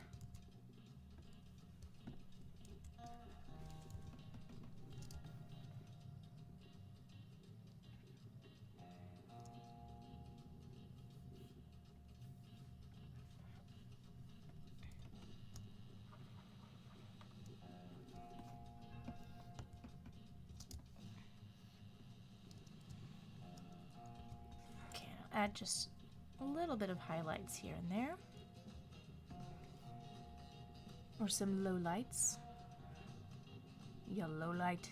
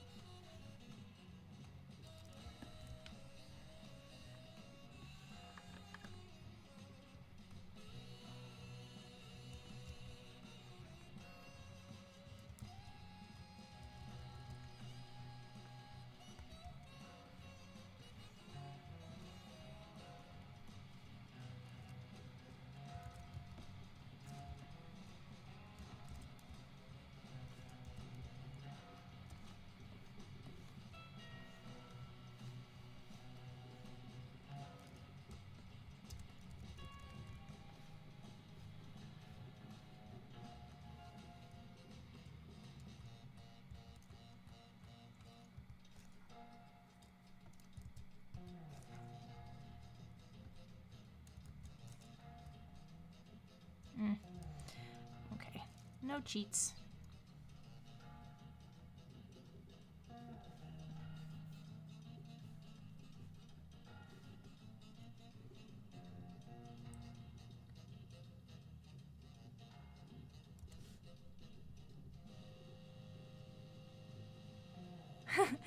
My English is not Englishing today. Well, that's me every day. So it's like an art game. I've never conceived of such a thing. It's worth looking into. I learned so much from chat. Thank you. It sounds cool.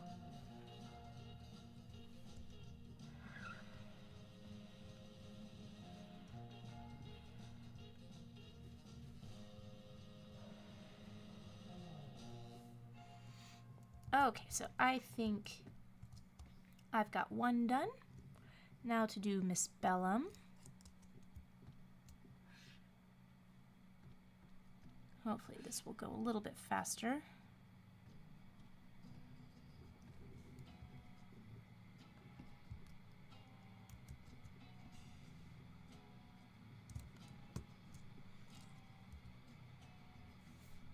And I'm going to brighten that up a little bit.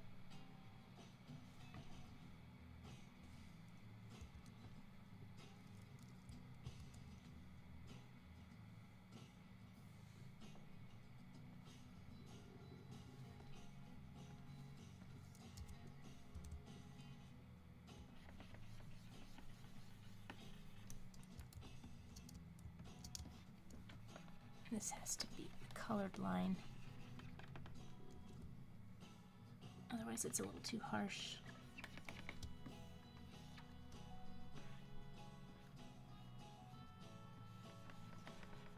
Man, it's crazy to think that Powerpuff Girls was originally drawn on paper. Absolutely out of this world.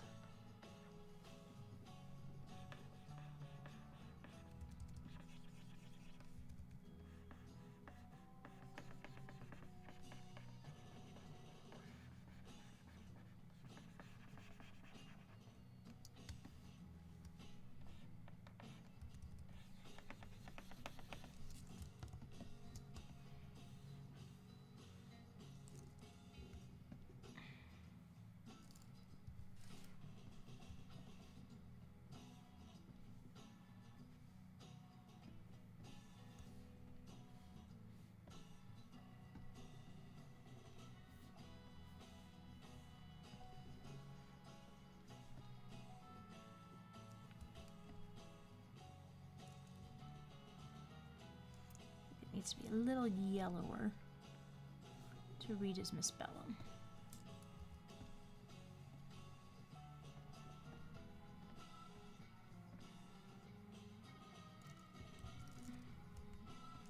Oop, I forgot her belt.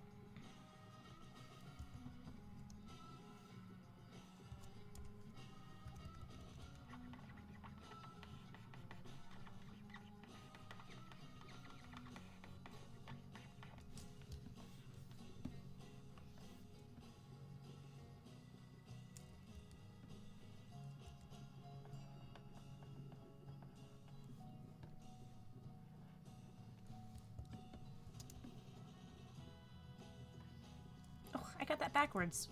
Dumb, dumb, dumb.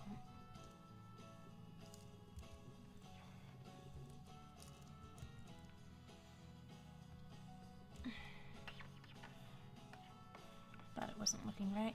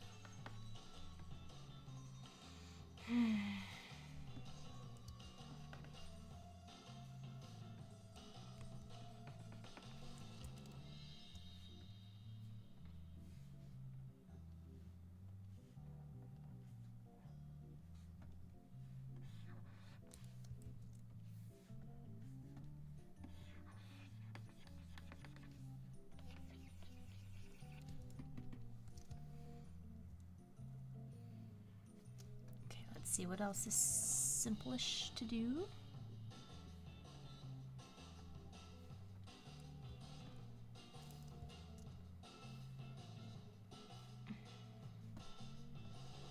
The go-go boots with a sort of a pinkish something here.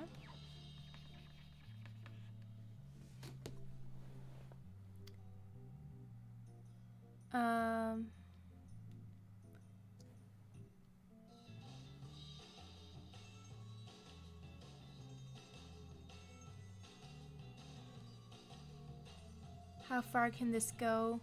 It's almost 4 hours long. Yeah, I'm kind of off my game, I guess. I'm usually at 4 hours able to do a lot more than this.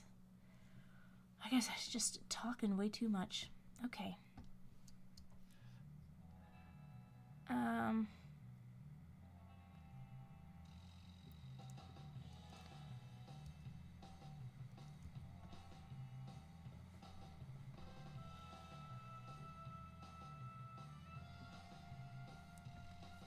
So her hair is sort of mucking me up here.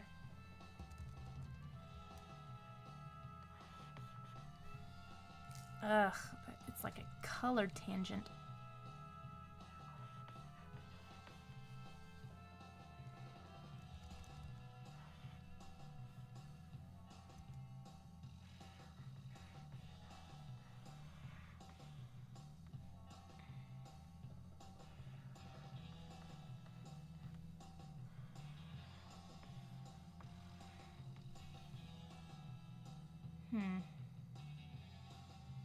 Weird.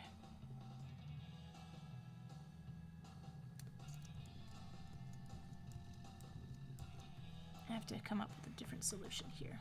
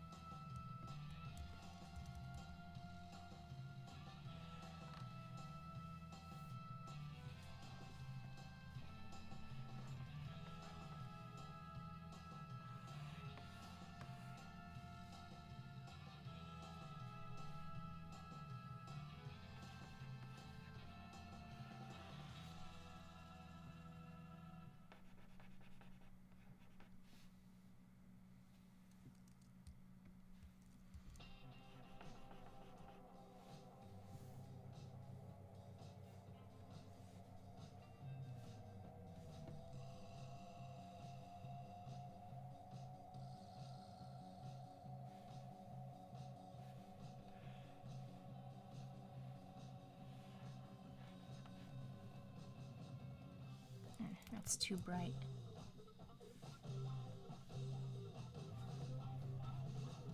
Ah, that's too much like her hair.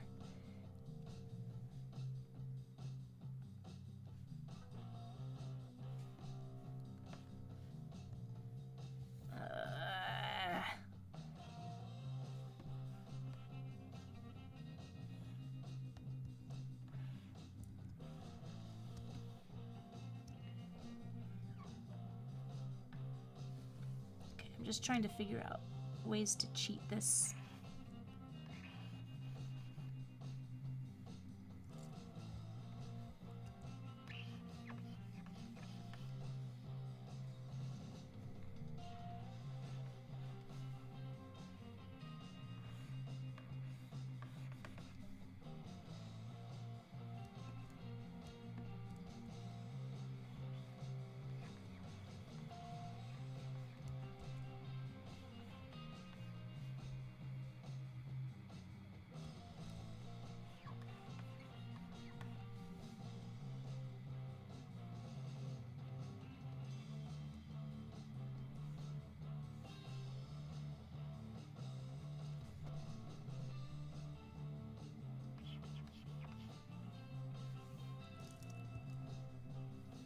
So that when you look at her dress, it kind of has a it's an orange dress with purple stripes. Let me see if I can cheat like this.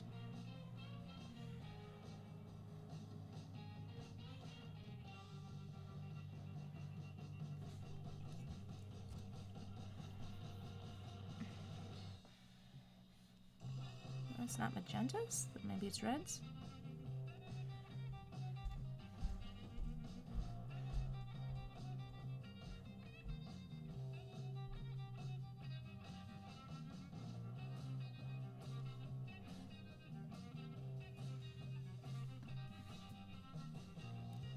Okay, now I can see if I can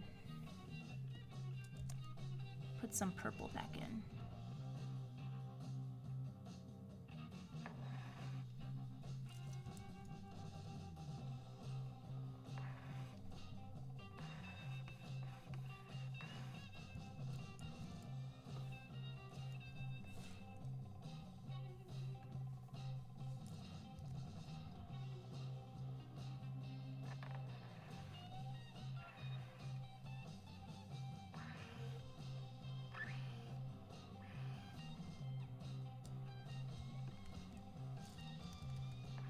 Music is helping me.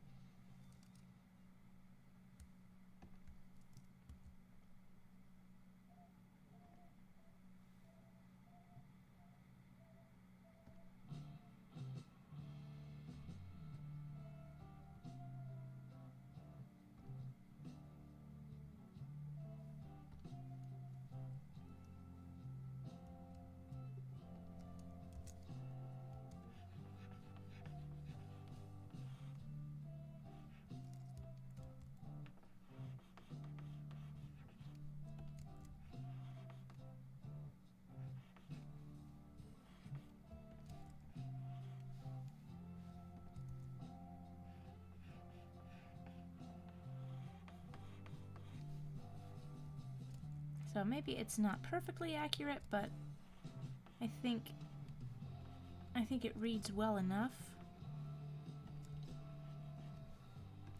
Because Miss Bellum is already so orange.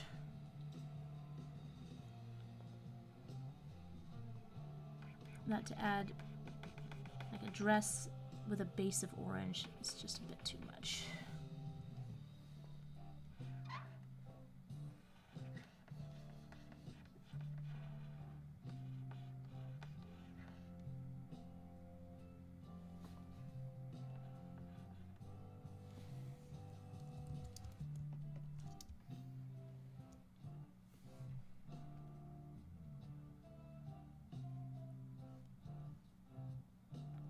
All right, there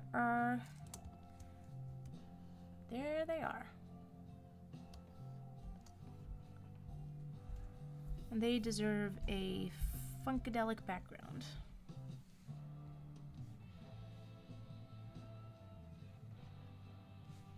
I always like this teal green. I use it too much, but it's because it's so good.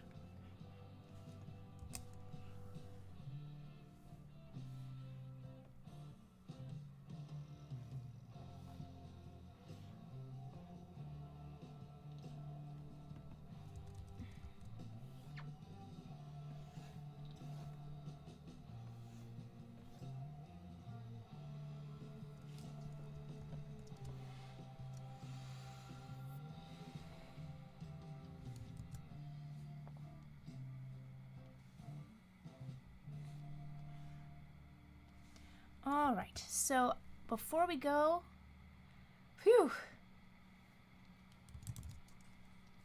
I want to make sure that I thank all of you again for joining me today. I know that every single one is not ideal, so that the fact that you guys have stuck with me for so long means a lot. So make sure, if you don't already, follow my socials so that you can stay updated. Especially follow me on YouTube.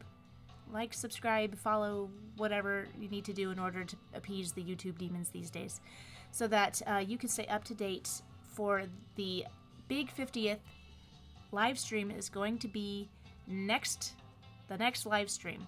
I'm planning it to be, what is this? I'm going to give at least a week's heads up before I do it. And my plan for that, among other things, I'm going to be asking for artwork that you guys have been drawing while I've been drawing. I would like to showcase some of that. I would like to do more of this request poll stuff, where I'm just getting through a lot from the poll because the list is very long, and I think more people get to participate if they're voting. Like, feel like, yeah, one of my picks got in. What else am I going to do? I will be rebranding. I don't think that I can do Total Request live stream anymore. I think I need to do something different after the 50th. And I'm going to have a new policy in place for accepting requests the whole time. Oh, I got a new donation from Nathan Johnson. Thank you. Oh, I seem to have frozen again. Balderdash. My camera.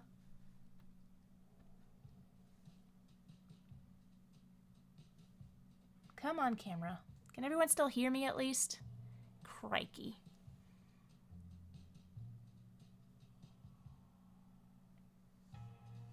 No more stalling, Joanna. It's time for the 50th stream. Yes, I agree. Come on, camera.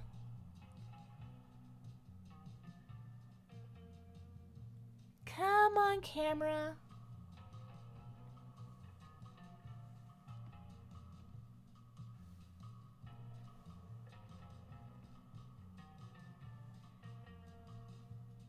I don't know why this keeps happening.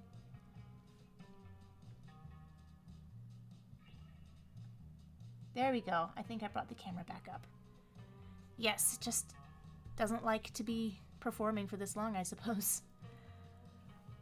Also, if you'd like to support in a fun way, I've got my Dashery store that you can see here. And it's got lots of fun designs, including the Harley Quinn design. That is a favorite, and I'm wearing it tonight. And gosh, is that everything? Yeah, oh yes, go see The Day the Earth Blew Up. That is important because it's probably not going to be in theaters for much longer. And if you have time to make it a double feature, go see Flow as well. Two very different films, but both very important in their own ways and very, very enjoyable. Well, I'm going to hang it up for the night. I'm going to put this link in the chat. My store. And again, sometimes I draw stuff that people say, hey, I'd like that on a t-shirt. I can very easily throw it on a t-shirt if that's something that you want. A lot of my designs started that way, where it was something that I was requested and somebody wanted it, and so I gave it. It's no big deal. Feel free to shout that out if you ever want something on a t-shirt. So, oh, and AC Davis Art says, my brother and I saw The Day the Earth Blew Up last night, and we loved it. Very good. Tell everyone about it, AC Davis Art. You tell the world how good it is. And I think that's everything. Appreciate you all. I'll see you at the Big 50. Right on. Bye-bye. End card. Thank you so much for watching. I hope you had a really fun time. Don't forget to check out my videos and subscribe and follow me on all those other platforms so that you stay up to date as to my streaming schedule. I hope to see you on the next one. See you later.